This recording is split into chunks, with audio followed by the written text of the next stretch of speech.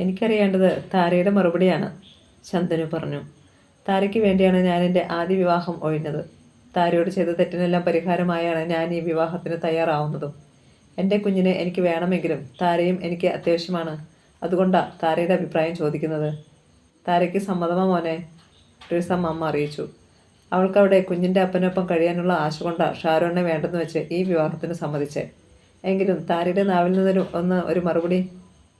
അവൻ താരയെ നോക്കി. ഒന്ന് തലയാട്ടിയാലും മതി. എന്തെങ്കിലും ഒന്ന് പറ കൊച്ചേ. റോസ് മകളെ തോണ്ടി. നിന്റെ കുഞ്ഞിൻ്റെ അപ്പനല്ലേ ആവശ്യപ്പെടുന്നേ, ഒന്ന് തലയാട്ടെങ്കിലും ചെയ്യേ. അതോടെ താര ശന്തനുവിനെ നോക്കി. എന്നെക്കുറിച്ച് ആരോ എന്തോ പറഞ്ഞു കേട്ടാ ശന്തനു അന്ന് എന്നെ ക്രൂരമായി ശിക്ഷിച്ചേ. 2 വർഷത്തിലധികമായി മറ്റൊരു പുരുഷൻ്റെ ഭാര്യയായി കഴിഞ്ഞവളാണ് ഞാനിപ്പം. ഒരു കള്ളക്കഥ സഹിക്കാൻ പറ്റാഞ്ഞ ആൾക്ക് ഇത് സഹിക്കാൻ പറ്റുമോ എന്ന് എനിക്കറിയണം. ഷാരോണിൽ നിന്ന് ഡിവോഴ്സ് നേടിയാൽ താരയെ വിവാഹം ചെയ്തോളാമെന്ന് ശന്തനു ആദ്യമായി എന്നെ അറിയിച്ചപ്പോൾ തന്നെ ഞാൻ ഇക്കാര്യം ശന്തനുവിനോട് പറഞ്ഞതാ, റോസ് അറിയിച്ചു. അന്നേ ശന്തനു എൻ്റെ അടുത്ത് സമ്മതം പറഞ്ഞതാ മോളെ. പിന്നെതിനാ ഒരിക്കൽ കൂടി ഏറ്റു പറയിക്കുന്നേ? ഏറ്റു പറയിക്കുമല്ലോ അമ്മേ. പിന്നീടൊരു കംപ്ലൈൻറ്റ് വരാൻ പാടില്ല. അതുകൊണ്ട് ശന്തനുവിൻ്റെ നാവിൽ നിന്ന് തന്നെ എനിക്കും ഒരു മറുപടി കിട്ടണം. എന്നാത്തിനാ കുഞ്ഞെ പറഞ്ഞു നാവേറ്റുന്നേ? ശോഭന ചോദിച്ചു. ഷാരോൺ അന്ന് കോടതിയിൽ പറഞ്ഞതല്ലയോ നിങ്ങൾ 2 പേരും ഭാര്യാഭർത്താക്കന്മാരായി കഴിഞ്ഞിട്ടില്ലെന്ന്? പിന്നെന്തിനാ ശന്തനുവിൻ്റെ അടുത്ത് ഒരു പരീക്ഷണം? ഷാരോൺ ഏട്ടൻ കോടതിയിൽ പറഞ്ഞത് കളവ, താര വ്യക്തമാക്കി. ഞങ്ങൾ 2 പേരും 2 വർഷത്തിലധികം കാലം സ്നേഹമുള്ള ഭാര്യാഭർത്താക്കന്മാരായി ഒരുമയോടെ കഴിഞ്ഞതാ. പിന്നെന്നാത്തിനാ ഷാരോൺ ഇങ്ങനൊരു നുണ പറഞ്ഞത്? ശോഭന വിട്ടില്ല. എൻ്റെ 2ാം ദാമ്പത്യം നല്ല രീതിയിൽ മുന്നോട്ട് പോകാൻ വേണ്ടി, ഞാൻ പരിശുദ്ധയാണെന്ന് ശന്തനു വിശ്വസിക്കാൻ വേണ്ടി. ഷാരോണേട്ടൻ്റെ നല്ല മനസ്സുകൊണ്ടാണ് അങ്ങനെ പറഞ്ഞതെന്ന് കൂട്ടിക്കോ. ജന്മനാ സംശയാലുവായ ഒരാളുടെ അടുത്ത് ഞാൻ പക്ഷേ നുണ പറയാൻ പാടില്ലല്ലോ. ശന്തനുവിൻ്റെ മുഖമൊന്ന് ഇരുണ്ടു. ശോഭന പരാതിപ്പെടുകയും ചെയ്തു. ജന്മനാ സംശയാലുവാണെന്നൊക്കെ എൻ്റെ മോനെ പറ്റി പറയരുത് കേട്ടോ. എനിക്കത് സഹിക്കത്തില്ല. ട്രീസമ്മ ശാസനയിൽ താരയെ നോക്കി. നിങ്ങൾ ഒരുമിച്ച് ജീവിക്കാൻ തുടങ്ങുവാണോ അതോ തമ്മിൽ തല്ലി പിരിയാൻ നോക്കുവാണോ? സത്യസന്ധതയാണ് ഗ്രാനി നല്ലൊരു കുടുംബജീവിതത്തിൻ്റെ അടിത്തറ. ഞാൻ സത്യമേ പറഞ്ഞുള്ളൂ. ശന്തനുവിൻ്റെ തുറന്നുള്ള മറുപടി എനിക്ക് അത്യാവശ്യമാണ്. പപ്പയില്ലാത്തൊരു മോള ഞാൻ. ഈ വീട്ടിൽ ഒരു കൈക്കുഞ്ഞടക്കമുള്ള 4 പേരും പെണ്ണുങ്ങളാ. ഇനിയൊരു ഡിവോഴ്സും കോടതിയും ഒന്നും എനിക്ക് സഹിക്കാൻ പറ്റില്ല. അതോടെ ശോഭന മോനോട് പറഞ്ഞു. നിനക്ക് പറയാനുള്ളത് എന്താണെന്ന് വെച്ചാൽ തുറന്നു പറയടാ. താരയും ഷാരോണും ഭാര്യ ഭർത്താക്കന്മാരായി തന്നെ ജീവിച്ചതാണെന്ന് വയ്ക്ക്. മറ്റൊരു പുരുഷൻ്റെ കൂടെ ജീവിച്ചവളെ കൈയേൽക്കാൻ നിനക്ക് സമ്മതമാണോന്നാണ് അവൾ ചോദിക്കുന്നത്. സമ്മതമാണെങ്കിൽ സമ്മതമാണെന്ന് പറ, അല്ലെങ്കിൽ അല്ലെന്നും. ഏതായാലും മുന്തിരിമോൾ നിൻ്റേതാണെന്ന് നിനക്ക് ഉറപ്പുണ്ടല്ലോ. മറ്റൊരു പെണ്ണിൻ്റെ ഒപ്പം ജീവിക്കാൻ പറ്റില്ലെങ്കിലും നീ ഒരിക്കൽ പറഞ്ഞതാ. അതുകൊണ്ടാണ് എന്ത് വേണേൽ ആയിക്കോട്ടെ എന്ന് വെച്ച് നിൻ്റെ കൂടെ ഞാൻ വന്നത്. എനിക്ക് സമ്മതമാ മമ്മി. മുഖം തിരിച്ചുകൊണ്ടാണ് ശന്തനു പറഞ്ഞത്. താരയുടെ കഴിഞ്ഞ കാലമൊന്നും എനിക്ക് പ്രശ്നമല്ല. ഇനി ഞാൻ അതേക്കുറിച്ച് ചോദിക്കത്തില്ല, ചിന്തിക്കത്ത് പോലുമില്ല. മതിയോ? ഒളികണ്ണാൽ അവൻ താരയുടെ മുഖത്തേക്കൊന്ന് നോക്കി. പക്ഷേ ഒരു കാര്യം, താലി കെട്ടിക്കഴിഞ്ഞാൽ പിന്നെ എൻ്റെ വിശ്വസ്ത ഭാര്യയായി ജീവിക്കണം. ജീവിച്ചാൽ മാത്രം പോരാ, എനിക്ക് സംശയമുണ്ടാകുന്ന തരത്തിൽ പെരുമാറാനും പാടില്ല. എന്തും തുറന്നു പറയണം. എന്നെ വഞ്ചിച്ചാൽ എനിക്കത് സഹിക്കാൻ കഴിയില്ല. അന്ന് എന്നെ ക്രൂരമായി ഉപദ്രവിച്ചത് ഞാൻ വഞ്ചിച്ചിട്ടാണോ? കത്തുന്ന മിഴികളോടെ താര ശന്തനുവിനെ നോക്കി. പിന്നെയും വഴക്ക്. പരാതിപ്പെടുമ്പോൾ ശോഭന ട്രീസമ്മയെയും റോസിനെയും നോക്കി. പെണ്ണുങ്ങൾക്ക് ക്ഷമ വേണം മോളെ. ഭൂമിയോളം പെണ്ണ് താണു കൊടുക്കണമെന്ന പഴമൊഴി. താണു കൊടുക്കാം, പക്ഷേ തുറന്ന് സംസാരിക്കാനുള്ള സ്വാതന്ത്ര്യമെങ്കിലും ഒരു പെണ്ണിന് വേണം. തെറ്റ് ചെയ്യാതെ ശിക്ഷിക്കരുത്. കഴിഞ്ഞതൊക്കെ കഴിഞ്ഞു. ശന്തനു എഴുന്നേറ്റു. താരയുടെ കഴിഞ്ഞകാലം എനിക്ക് പ്രശ്നമല്ല എന്ന് പറഞ്ഞല്ലോ. എൻ്റെ കഴിഞ്ഞകാലം താരയും മറക്കണം. ഇനി അത് പറഞ്ഞ് എന്നെ കുറ്റപ്പെടുത്താൻ പാടില്ല. ഇനി അതൊന്നും ഉണ്ടാവത്തില്ല മോനെ. ട്രീസമ്മയും എഴുന്നേറ്റു. കഴിഞ്ഞതിലൊക്കെ അവൾക്ക് നല്ല സങ്കടമുണ്ട്. അതാ പിടിവിട്ട് ഓരോന്നൊക്കെ പുറത്ത് ചാടുന്നത്. എങ്കിൽ പിന്നെ ഞങ്ങൾ ഇറങ്ങുക. ശോഭനയും ഇരിപ്പിടത്തിൽ നിന്ന് ഉയർന്നു. 2 പേരുടെയും 2ാം കെട്ടായതുകൊണ്ട് ആർഭാടമൊന്നും വേണ്ട. പക്ഷേ സ്വർണവും വേഷമൊന്നും കുറയണ്ട. ഏറ്റവും വേണ്ടപ്പെട്ടവരെ കൊള്ളാവുന്നവരെയും മാത്രമേ ഞങ്ങൾ ക്ഷണിക്കത്തുള്ളൂ. നിങ്ങളും അങ്ങനൊരു ചാർട്ടുണ്ടാക്കിയാൽ മതി. ശരി. റോസ് ശോഭനയുടെയും ഭർത്താവിൻ്റെയും നേർക്ക് കൈകൾ കൂപ്പി. അപ്പോൾ ട്രീസമ്മ സെറ്റിയിൽ അനങ്ങാതെ മിണ്ടാതെ ഇരുന്നിരുന്ന നൈനൻ കോശിയോട് തിരക്കി. ശന്തനുവിൻ്റെ ഡാഡി എന്താ ഒരക്ഷരവും പറയാതിരിക്കുന്നേ? അതോടെ അയാൾ ചിരിച്ചു. സത്യം പറയാമല്ലോ, വീട്ടിൽ നിന്ന് ഇറങ്ങുമ്പോൾ തന്നെ ഇവർ മമ്മിയും മോനും എൻ്റെ അടുത്ത് പറഞ്ഞു, ആവശ്യമില്ലാതെ അതും ഇതൊക്കെ എഴുന്നള്ളിച്ച് പോണ കാര്യം ചളമാക്കല്ലേന്ന്. പിന്നെ എനിക്ക് തോന്നിയ കാര്യം, നിങ്ങൾ ആതിഥേയർ 3 പെണ്ണുങ്ങൾ. ആ സ്ഥിതിക്ക് വെറുതെ വാ തുറക്കാതെ ശ്വാസോച്ഛ്വാസം ചെയ്തുകൊണ്ട് ഇരുന്നേക്കാമെന്ന് വിചാരിച്ചു. അത് കേട്ട് താരയും ശന്തനുവും ഒഴിച്ചുള്ളവരൊക്കെ ചിരിച്ചു. അതിഥികൾ എഴുന്നേറ്റ് പുറത്തേക്ക് നടന്നതും താര തിരിഞ്ഞ് അകത്തേക്ക് ഓടി. അകത്ത് മുന്തിരിമോൾ തനിച്ചായിരുന്നു. താര അടുത്തെത്തിയപ്പോഴേക്കും മോൾ ഉറക്കം വിട്ട് എഴുന്നേറ്റിരുന്നു. മോളുടെ അപ്പ വന്നിരുന്നു താഴെ. ഗ്രാൻഡ്പായും ഗ്രാൻഡ്മായും ഒക്കെ ഉണ്ടായിരുന്നു. മോൾ ഉറങ്ങുമ്പോൾ അവരിവിടെ വന്ന് കണ്ടിട്ടാ പോയത്. മോളെ സന്തോഷിപ്പിക്കാൻ വേണ്ടി മാത്രമാണ് അവൾ പറഞ്ഞത്. താര പറഞ്ഞത് കേട്ട് മുന്തിരി അപ്പ അപ്പ എന്ന് കൊഞ്ചുകയും ചെയ്തു. തനിക്ക് എന്തുകൊണ്ട് താഴെ വന്നവരോട് സ്നേഹം അഭിനയിക്കാൻ പോലും കഴിയാത്തതെന്ന് അവൾ അതിശയിച്ചു.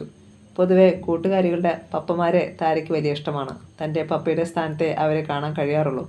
എന്നാൽ നൈനാൻ കോശി എന്ന ശന്തനുവിൻ്റെ ഡാഡിയെ ഒന്ന് ശ്രദ്ധിച്ചത് പോലുമില്ല അവൾ. യാത്ര പറഞ്ഞ് ഇറങ്ങുമ്പോൾ ആ പിൻഭാഗം മാത്രമേ കണ്ടുള്ളൂ. മമ്മിയായ ശോഭന ആൻറ്റിയെ താരയ്ക്ക് വെറുപ്പായിരുന്നു. ആ വായിൽ നിന്ന് വീണ ഒരു വാക്കുപോലും അവളെ സന്തോഷിപ്പിച്ചിട്ടില്ല. മുന്തിരിയുടെ ഇംഗ്ലീഷിൻ്റെ എക്സസൈസ് ബുക്ക് തുറന്നു വെച്ച് ചിത്രങ്ങൾ ചൂണ്ടി മൗസ്, മങ്കി എന്നീ വാക്കുകൾ പഠിപ്പിച്ചു കൊണ്ടിരിക്കുമ്പോഴാണ് റോസ് അകത്തേക്ക് വന്നത്. വിളിച്ചു ചോദ്യവും കെട്ടുമൊക്കെ തീരുമാനിച്ചെങ്കിലും നിന്റെ വർത്തമാനവും പെരുമാറ്റവും ഒക്കെ കാണുമ്പോൾ എനിക്ക് പേടിയാകുന്നു മോളെ. എന്തിനാ അമ്മേ? നിങ്ങൾ തമ്മിൽ ഒരു പൊരുത്തമില്ലെന്ന് ഓർത്ത് എന്തു പറഞ്ഞാലും അത് വഴക്കിലേക്കും പിണക്കത്തിലേക്കുമാണ് എത്തുന്നത്. എനിക്ക് തോന്നുന്നത് ശന്തനുവിനാണ് നിന്നെക്കാളും ക്ഷമയും സഹനവും ഉള്ളതെന്നാ. പെൺകുട്ടികളെ മോളെ സഹിക്കുകയും ക്ഷമിക്കുകയും ചെയ്യേണ്ടതെന്നാ എൻ്റെ പപ്പയുടെയും അമ്മയുടെയും ദാമ്പത്യം കെട്ടാൻ ഞാൻ വളർന്നത്. എന്തിനും ദേഷ്യപ്പെടുകയും പരിഭവിക്കുകയും ചെയ്യുന്ന ഒരമ്മയും സഹനത്തിൻ്റെ മൂർത്തി ഭാവമായ ഒരു പപ്പയും. എൻ്റെ അമ്മയുടെ ശുണ്ഠി പോലും എനിക്ക് ഇല്ലെന്നതല്ലേ അമ്മേ വാസ്തവം. പക്ഷേ ഞങ്ങൾക്കിടയിൽ സ്നേഹമുണ്ടായിരുന്നു മോളെ. ഞാനെങ്ങനെ എൻ്റെ ഈ പുരുഷനെ സ്നേഹിക്കും അമ്മേ? മനസ്സ് ചോദ്യം തീരുമാനിച്ച പെണ്ണിനെ അടിസ്ഥാനമില്ലാത്തൊരു സംശയത്തിൻ്റെ പേരിൽ മയക്കുമരുന്ന് നൽകി ബലാത്സംഗം ചെയ്തവനല്ലേ അയാൾ. എന്നിട്ട് ആ മനസ്സ് ചോദ്യത്തിൽ നിന്ന് ഒഴിയുകയും ചെയ്തു. ഗർഭിണിയായ ഞാൻ എന്ത് അപമാനവും ആത്മനിന്ദയും അനുഭവിക്കേണ്ടി വന്നു. സ്വന്തം കുഞ്ഞിനെ കൊല്ലാൻ ശ്രമിച്ച അമ്മയെ ഞാൻ. സമൂഹം എന്ന ക്രൂരനായ രാക്ഷസനെ ഭയന്ന വിവാഹത്തിന് മുമ്പേ ഗർഭിണികളാവുന്ന പെൺകുട്ടികൾ ഭ്രൂണഹത്യയ്ക്ക് ഒരുങ്ങുന്നതും പ്രസവിച്ചവർ സ്വന്തം കുട്ടികളെ കൊന്നുകളയാൻ ശ്രമിക്കുന്നതും. പിതൃസ്ഥാനത്ത് നിൽക്കുന്ന പുരുഷന്മാർ പെണ്ണിൻ്റെ സങ്കടങ്ങൾ അറിയുന്നതേയില്ല. എൻ്റെ കുട്ടി ആണായിരുന്നെങ്കിൽ പകകൊണ്ട് ഞാനതിനെ കഴുത്തു ഞെരിച്ച് കൊല്ലുമായിരുന്നു. പെണ്ണായതുകൊണ്ട് മാത്രമാണമ്മേ ഞാൻ എൻ്റെ മുന്തിരിയെ സ്നേഹിക്കുന്നത്. സാരമില്ല താര, റോസ് മകളെ നെഞ്ചിലേക്ക് ചായച്ചു പിടിച്ചു. നിന്റെ സങ്കടം അമ്മയ്ക്കറിയാം. എന്നാലും മോൾ കഴിഞ്ഞതൊക്കെ മറക്കണം. ദൈവം നിനക്ക് ഒരു നല്ല ഭാവി കാത്തു വച്ചിരിക്കുന്നെന്ന് വിശ്വസിക്കണം. ആത്മവിശ്വാസം വളരുമ്പോൾ നമ്മളെ ഉപദ്രവിച്ചവരോടുള്ള പക അലിയും. അപ്പോൾ റോസിൻ്റെ മൊബൈൽ റിങ് ചെയ്യാൻ തുടങ്ങി. കോൾ എടുത്തപ്പോൾ ശോഭനയാണ്. ഏത് ജ്വല്ലറിയിൽ നിന്നാണ് താരയ്ക്ക് ഓർണമെൻറ്റ്സ് എടുക്കുന്നത്? തൽക്കാലം ഒന്നും എടുക്കുന്നില്ല ശോഭന. അവൾക്ക് ആവശ്യത്തിനുള്ള സ്വർണ്ണമുണ്ട്. ആവശ്യത്തിനുള്ള സ്വർണം എന്ന് പറഞ്ഞാൽ ഷാരൂനുമായുള്ള വിവാഹത്തിനെടുത്ത ഗോൾഡാവും ഉദ്ദേശിക്കുന്നത്.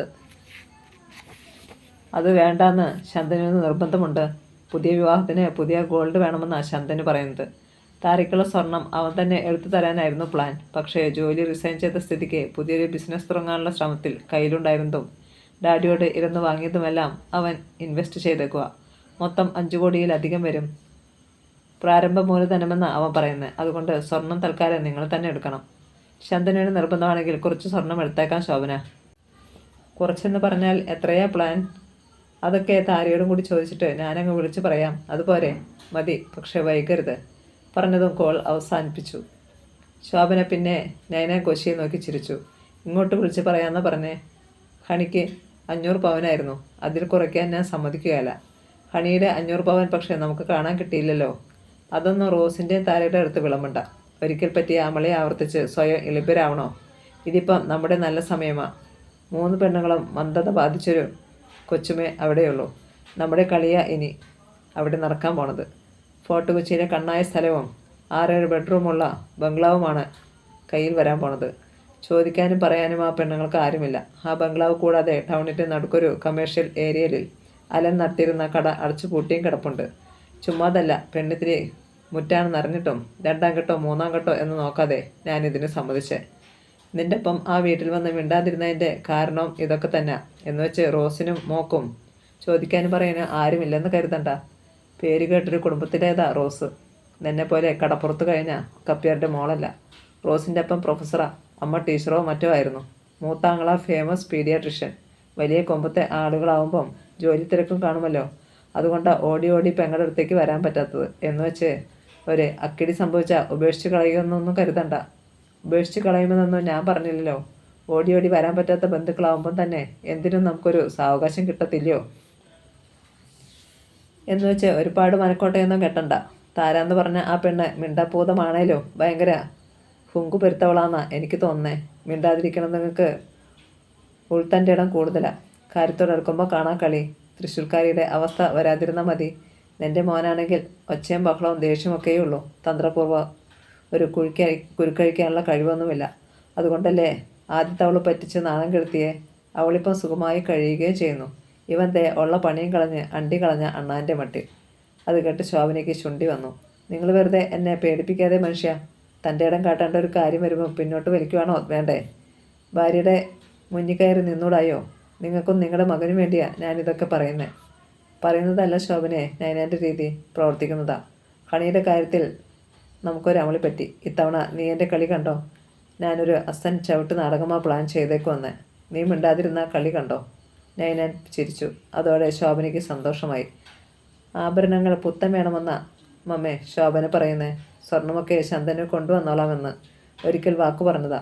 ഇപ്പം പറയുന്നത് കാശ് മൊത്തം ബിസിനസ്സിൽ മുടക്കിയെന്നാ. എന്തോ ബിസിനസ്സാ? അതൊന്നും എനിക്കറിയത്തില്ല, ഞാൻ ചോദിച്ചതുമില്ല.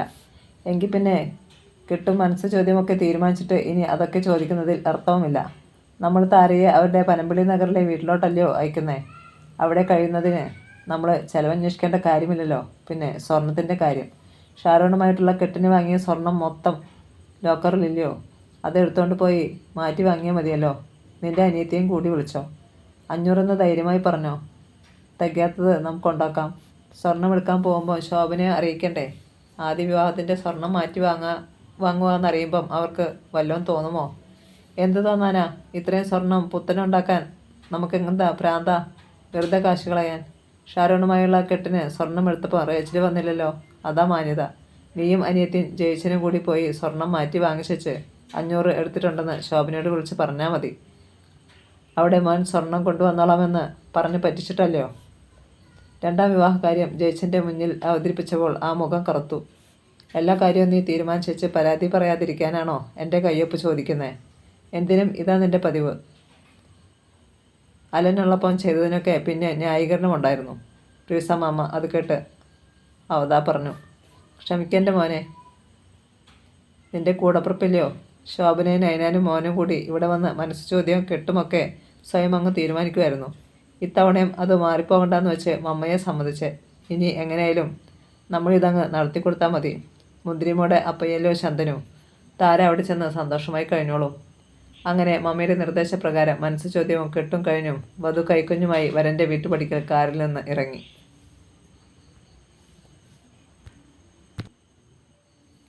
പതിവ് പോലെ കെട്ടിക്കയറ്റം എന്ന ചടങ്ങ് കഴിഞ്ഞതും ബന്ധുക്കളും സുഹൃത്തുക്കളുമൊക്കെ പിരിഞ്ഞു. രണ്ടാം ഘട്ടമായതുകൊണ്ട് വലിയ ആഘോഷമോ സൽക്കാരമോ ഒന്നും നൈനാൻ കോശിയും ശോഭനയും വീട്ടിൽ ഒരുക്കിയിരുന്നില്ല. മുകൾ നിലയിലെ കിടക്കറയിലേക്ക് കയറിപ്പോയ ശന്തനു താഴേക്ക് ഇറങ്ങി വന്നില്ല. മടങ്ങിപ്പോകാനിറങ്ങിയ ബന്ധുക്കളെ ഗേറ്റ് വരെ ചെന്ന് യാത്രയാക്കിയായിരുന്നു നൈനാൻ കോശി. 2 വട്ടം ശന്തനുവിൻ്റെ മുറിയിലേക്ക് പോകാനൊരുങ്ങിയ താരയെ ഓരോ കാരണം പറഞ്ഞ ശോഭന താഴെ തന്നെ തടഞ്ഞു വെച്ചു. ഒടുവിൽ അവൾ പറഞ്ഞു, മോൾക്ക് ഉറക്കം വരുന്നുണ്ടെന്ന് തോന്നുന്നു ആൻറ്റി. ഞാൻ അവളെ ശന്തനുവിൻ്റെ മുറിയിൽ കൊണ്ട് ചെന്ന് കിടത്തിയിട്ട് വരാം. ഇവിടെ അങ്ങനെ ശന്തനുവിൻ്റെതായി മുറിയൊന്നുമില്ല താരേ. ഓരോരുത്തരും അപ്പം തോന്നുന്നിടത്ത് കയറി കിടക്കും. നീ അവളെ കോശിച്ചതിൻ്റെ മുറിയിൽ കൊണ്ടുപോയി കിടത്ത്. എന്നിട്ട് അടുക്കളയിലോട്ട് വാ. കെട്ടിക്കയറി ചെല്ലുന്ന വീട്ടിൽ എങ്ങനെയൊക്കെയാ പെരുമാറേണ്ടതെന്ന് നിനക്കറിയത്തില്ലല്ലോ. ആദ്യത്തവൻ നിങ്ങളുടെ വീട്ടിൽ ദത്തു നിൽക്കുമല്ലായിരുന്നോ? ആ സ്ഥിതിക്ക് കെട്ടിയവൻ്റെ വീട്ടിൽ ചെന്ന് പൊറത്തിട്ടുമില്ലല്ലോ. അതുകൊണ്ട് പറഞ്ഞു തരുക, നിങ്ങൾ എത്ര കൊമ്പത്തെ കുടുംബക്കാരായാലും കയറി ചെല്ലുന്ന നേരത്തെ ചിട്ട വേണം പാലിക്കാൻ. ഞാനതിന് ചിട്ടകളൊന്നും തെറ്റിച്ചിട്ടില്ലല്ലോ ആൻറ്റി. വിഷമത്തിലാണ് താര പറഞ്ഞത്. തെറ്റിച്ചോ തെറ്റിച്ചില്ലയോ എന്ന് മനസ്സിലാവണമെങ്കിൽ ഇവിടുത്തെ ചിട്ടകൾ എന്തൊക്കെയാണെന്ന് പഠിച്ചിരിക്കണ്ടേ? നീ ജനിച്ചതും വളർന്നതുമൊക്കെ കൊച്ചിയിലാണേലും നിൻ്റെ അമ്മയും ഗ്രാനിയുമൊക്കെ കോട്ടയംകാരുടെ ചിട്ടകളല്ല കൊച്ചി തീരദേശത്ത് താമസിക്കുന്നവരുടേത്. അതാദ്യം മനസ്സിലാക്കണം. ശന്തനുവിൻ്റെ ആദ്യ കെട്ടികൾ തൃശ്ശൂർക്കാരിയായിരുന്നു. അവൻ്റെ അപ്പം ചെന്ന് മകനെ ദത്ത് നിർത്തിക്കൊള്ളാമെന്ന് വാക്കും കൊടുത്തു. അതുകൊണ്ട് ഹണി ഇവിടെ അന്തിയുറങ്ങിയത് 2 or 3 തവണ മാത്രം. എന്നാലും തൃശ്ശൂർക്കാരുടെ ഒരു അന്തസ്സ് അവൾ കാണിച്ചിരുന്നു. പിരിഞ്ഞെങ്കിലും അന്തസ്സോടെ തന്നെ പിരിഞ്ഞു പോയത്. പിരിയാൻ കാരണമെന്താ? നിന്നെ ദ്രോഹിച്ചല്ലോ എന്നുള്ള വിചാരം കാരണം ശന്തനുവിന് ഹണിയോടൊപ്പം സമാധാനത്തോടെ കഴിയാൻ പറ്റാതായി. അതുതന്നെ. അപ്പോഴേക്കും അതിഥികളെ യാത്രയക്കാൻ പോയ നൈനാൻ കോശി മുറിയിൽ തിരിച്ചെത്തി. നീ ഇവിടെ പിടിച്ചു വച്ചേക്കുവാണോ ശോഭേ? താരയും കൊച്ചിനെ മുകളിലെ മുറിയിലോട്ട് പറഞ്ഞുവിട്. ഇവർ ചെല്ലാൻ വേണ്ടിയാ ശന്തനു നേരത്തെ തന്നെ മുറിയിൽ ചെന്ന് കാത്തിരിക്കുന്നത്. അവൻ നല്ല തലവേദനയെ എടുത്തിട്ട് മുകളിലെ മുറിയിൽ ചെന്ന് കിടക്കുമായിരിക്കും ചയ. പാവം, ഇച്ചിരി നേരം കിടന്നുറങ്ങട്ടെ. എന്തിനാ അതിനെ ശല്യപ്പെടുത്തുന്നേ? ഈ കൊച്ചാണെങ്കിൽ ഉറക്കം തൂങ്ങുന്നതുകൊണ്ടാ താരയുടെ ചുമലിൽ പറ്റിക്കിടക്കുന്നേ. ഇല്ലെങ്കിൽ 8 നാടും പൊട്ടെ വലിച്ചു കീറിക്കരയാൻ തുടങ്ങും. മനുഷ്യക്കുഞ്ഞുങ്ങളുടെ തരമൊന്നുമല്ല അത്. തൻ്റെ പൊന്നുമോളെ ആക്ഷേപിച്ചത് താരയ്ക്കൊട്ടും ഇഷ്ടമായില്ല. മുഖമൊന്ന് മുറുകിയെങ്കിലും അവൾ മറുപടി ഒന്നും പറഞ്ഞില്ല. നീ ഈ കുഞ്ഞിനെ കോശിച്ചായൻ്റെ മുറിയിലോട്ട് കിടത്തിയിട്ട് അടുക്കളയോട്ട് വാ താരേ, ശോഭന ആവശ്യപ്പെട്ടു. എനിക്ക് നിൻ്റെ അടുത്ത് ചില കാര്യങ്ങളൊക്കെ സംസാരിക്കാനുണ്ട്. ചുമലിൽ തലവെച്ച് ഉറങ്ങിക്കഴിഞ്ഞ മുന്തിരിമോളെ താര തൊട്ടരികിലുള്ള മുറിയിലെ കിടക്കയിൽ കൊണ്ടുചെന്ന് കിടത്തി. 2 തലയണകളെടുത്ത് ഇരുവശത്തും തടസ്സം വച്ചു. എന്നിട്ട് മെല്ലെ അടുക്കളയിലേക്ക് ചെന്നു. ശോഭന എഗ് ബീറ്റർ ഉപയോഗിച്ച് മുട്ട അടിക്കുകയായിരുന്നു. ബ്രെഡ് ഓംലെറ്റ് ഉണ്ടാകാൻ അറിയുമോ താരയ്ക്ക്? താരയെ നോക്കാതെയായിരുന്നു അന്വേഷണം. അറിയാം. ഞാൻ വിചാരിച്ചു അടുക്കള പണിയൊന്നും അറിയുകയില്ലെന്ന്. ചായക്ക് 4-5 കൂട്ടം സ്നാക്സ് അലമാരയിൽ ഇരിക്കുന്നുണ്ട്. എന്നാലും ഫ്രഷായി എന്തെങ്കിലും കൂടെ വേണമെന്ന നിർബന്ധക്കാര എൻ്റെ ചൈന മോനും. അതുകൊണ്ട് മോളൊരു 10-20 ബ്രെഡ് ഓംലെറ്റ് ഉണ്ടാക്കിയേ. മമ്മി കാണട്ടെ. ഓർക്കപ്പുറത്ത് ആരെങ്കിലും കയറി വന്നാൽ അവർക്ക് കൊടുക്കാമല്ലോ. സപ്പറൊന്നും എന്നിനി ഉണ്ടാക്കണ്ട. ഫ്രിഡ്ജ് നിറയെ സാധനങ്ങളാണ്. ഉണ്ടാക്കാം ആൻറ്റി. ബ്രെഡ് എവിടെയാണ് ഇരിക്കുന്നത്? ഫ്രിഡ്ജിൽ. ആവശ്യം പോലെ എടുത്തോ. ഉണ്ടാക്കി കാസറോളിൽ അടച്ചു വെച്ചാൽ മതി. ശോഭന തിരിഞ്ഞ് പുറത്തേക്ക് പോയി.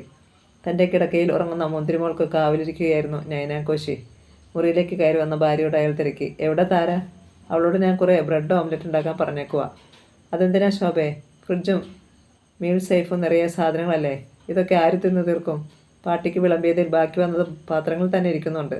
അതൊക്കെ എനിക്കറിയാമെന്നേ. എന്നാലും ഞാൻ പറഞ്ഞാൽ അവൾ അനുസരിക്കുമോയെന്നറിയാൻ ഒരു പരീക്ഷണം നടത്തിയതാ. തൃശ്ശൂർക്കാരി അടുക്കളയിൽ കയറുകയോ ഒരു കപ്പ് കാപ്പി ഉണ്ടാക്കുകയോ ചെയ്തിട്ടില്ലല്ലോ. കോടികൾ ടേൺ ഓവറുള്ള മുതലാളിയുടെ ഒറ്റ മോളായതുകൊണ്ടും ആദ്യ കെട്ടായതുകൊണ്ടുമാണ് ക്ഷമിച്ചത്. ഇതിപ്പം 2ാം കെട്ടുകാരിയല്ലേ. നമ്മുടെ മോൻ്റെ ഒരു കൊച്ചിനെ പെറ്റവളുമല്ലേ. പപ്പ അന്ന് പറഞ്ഞൊരു ആളുണ്ടായിരുന്നത് സെമിത്തേരിയിൽ അന്ത്യവിശ്രമം കൊള്ളുമല്ലേ. ഇവളെ ഞാനിവിടെയിട്ട് നന്നായി കഷ്ടപ്പെടുത്തും. ആ പ്രൊഫസറും അമ്മായിയമ്മ കിഴവിയും കൂടി ചോദിക്കാൻ ഇങ്ങ് വരട്ടെ. നീ നമ്മുടെ മോനെക്കുറിച്ച് ഓർക്കണം ശോഭനെ. ഇതുവരെയും അവന് സമാധാനമായിട്ടൊരു ജീവിതം ഉണ്ടായിട്ടില്ല. ഇത്തവണയെങ്കിലും അവനൊരു മനുഷ്യനെ പോലെ ജീവിക്കട്ടെ. നീ നിൻ്റെ കുഞ്ഞിഷ്ടം കുഞ്ഞായ്മയൊക്കെ ഒരു ഭാഗത്ത് ഒതുക്കി വയ്ക്കേ. കുഞ്ഞിഷ്ടം കുഞ്ഞായ്മയും കാണിക്കുന്നത് ഞാനാണോ ചയ? ഇവളെ തള്ളയും ആ അമ്മ മുതിക്കും കൂടിയല്ലേ. വിവാഹാവശ്യത്തിന് സ്വർണവും തുണിയും എടുക്കാൻ പോകുമ്പോൾ പയ്യൻ്റെ വീട്ടുകാരെ കൂടി ക്ഷണിച്ചുകൊണ്ട് പോകുന്നത് നമ്മൾ ക്രിസ്ത്യാനികൾക്കിടയിലെ ഒരു പതിവല്ലേ. 2ാം കെട്ടായാലും 4ാം കെട്ടായാലും അത് തെറ്റിക്കുന്നത് വകത്തിരിവാണോ? അവരവിടെ പെണ്ണുങ്ങൾ മാത്രമല്ലേ ഉള്ളൂ ശോഭയെ. അത് നമ്മൾ കണക്കിലെടുക്കേണ്ടേ? എന്ന് വെച്ച് സ്വർണത്തിലും വസ്ത്രത്തിലുമൊന്നും അവരൊരു കുറവും വരുത്തിയില്ലല്ലോ. അത് മതിയോ? നമ്മുടെ ആളുകൾ ചോദിക്കുമ്പം നമ്മൾ എന്തോ മറുപടി പറയും? പെണ്ണുങ്ങൾ മാത്രമാണെന്ന് പറഞ്ഞാൽ ഞാൻ സമ്മതിച്ചു തരില്ല. ഇവിടെ ഒരു അമ്മാച്ചനുണ്ടല്ലോ, ഒരു ഡോക്ടർ. അയാളും പെണ്ണാണോ? അവർ തമ്മിലൊന്നും അത്ര അടുപ്പവും യോജിപ്പൊന്നും ഇല്ല ശോഭനെ. അതെങ്ങനെ അടുപ്പവും യോജിപ്പും ഉണ്ടാകുന്നത്? ഇവിടെ അമ്മ എന്ന് പറയുന്നവൾക്ക് ചില്ലറയൊന്നല്ല അഹങ്കാരം. അവളൊരു വലിയ കുടുംബക്കാരി. ചത്തുപോയ അലനെ പോലും കാൽ മടമ്പ് കൊണ്ട് തട്ടുമായിരുന്നു എന്നാണ് കേട്ടിരിക്കുന്നത്. നൈനാഘോഷി ചുറ്റും കണ്ണോടിച്ചിട്ട് ശബ്ദം താഴ്ത്തി. ഒന്ന് പയ്യെ പറ ശോഭ. താരയെ ഞാൻ കേട്ടോണ്ട് വരും. കേട്ടോണ്ട് വന്നാൽ എന്താ? അവൾ നമ്മളെ മൂക്കിൽ വലിച്ചു കയറ്റുമോ? അമ്മയുടെ 10 ഇരട്ടിയാ ഇവിടെ അഹങ്കാരം. ഒരു കൊച്ചുള്ളത് കെടുക്കുന്നത് കണ്ടില്ലേ? 2 മാസം തികയും മുമ്പ് മരുന്ന് കഴിച്ച് അലസിപ്പിക്കാൻ നോക്കി.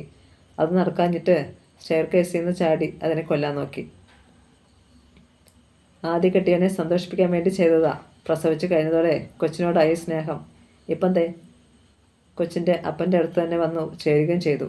ഇനി ഇതിനെ ഒരു സാധാരണ മനുഷ്യ കൊച്ചാക്കി മാറ്റാൻ കഴിയുമോ? ഒരു പെങ്കൊച്ചായത്. വലുതായി കഴിയുമ്പോൾ എന്തൊക്കെ കൊടുക്കാമെന്ന് വെച്ചാലും ഇതിനെ കൈയേൽക്കാൻ ഒരു ആൺചക്കനെ കിട്ടുമോ? വലുതാകുമ്പോൾ ചിലപ്പോൾ മാറ്റം വന്നുകൂടുന്നില്ല ശോഭേ. ഓ, അതിനും വല്ല മഹാത്ഭുതവും സംഭവിക്കണം. അതിൽ ഭേദം എത്രയും പെട്ടെന്ന് ഇവൾ ഒന്നുകൂടി പ്രസവിക്കുന്നത് ചായ.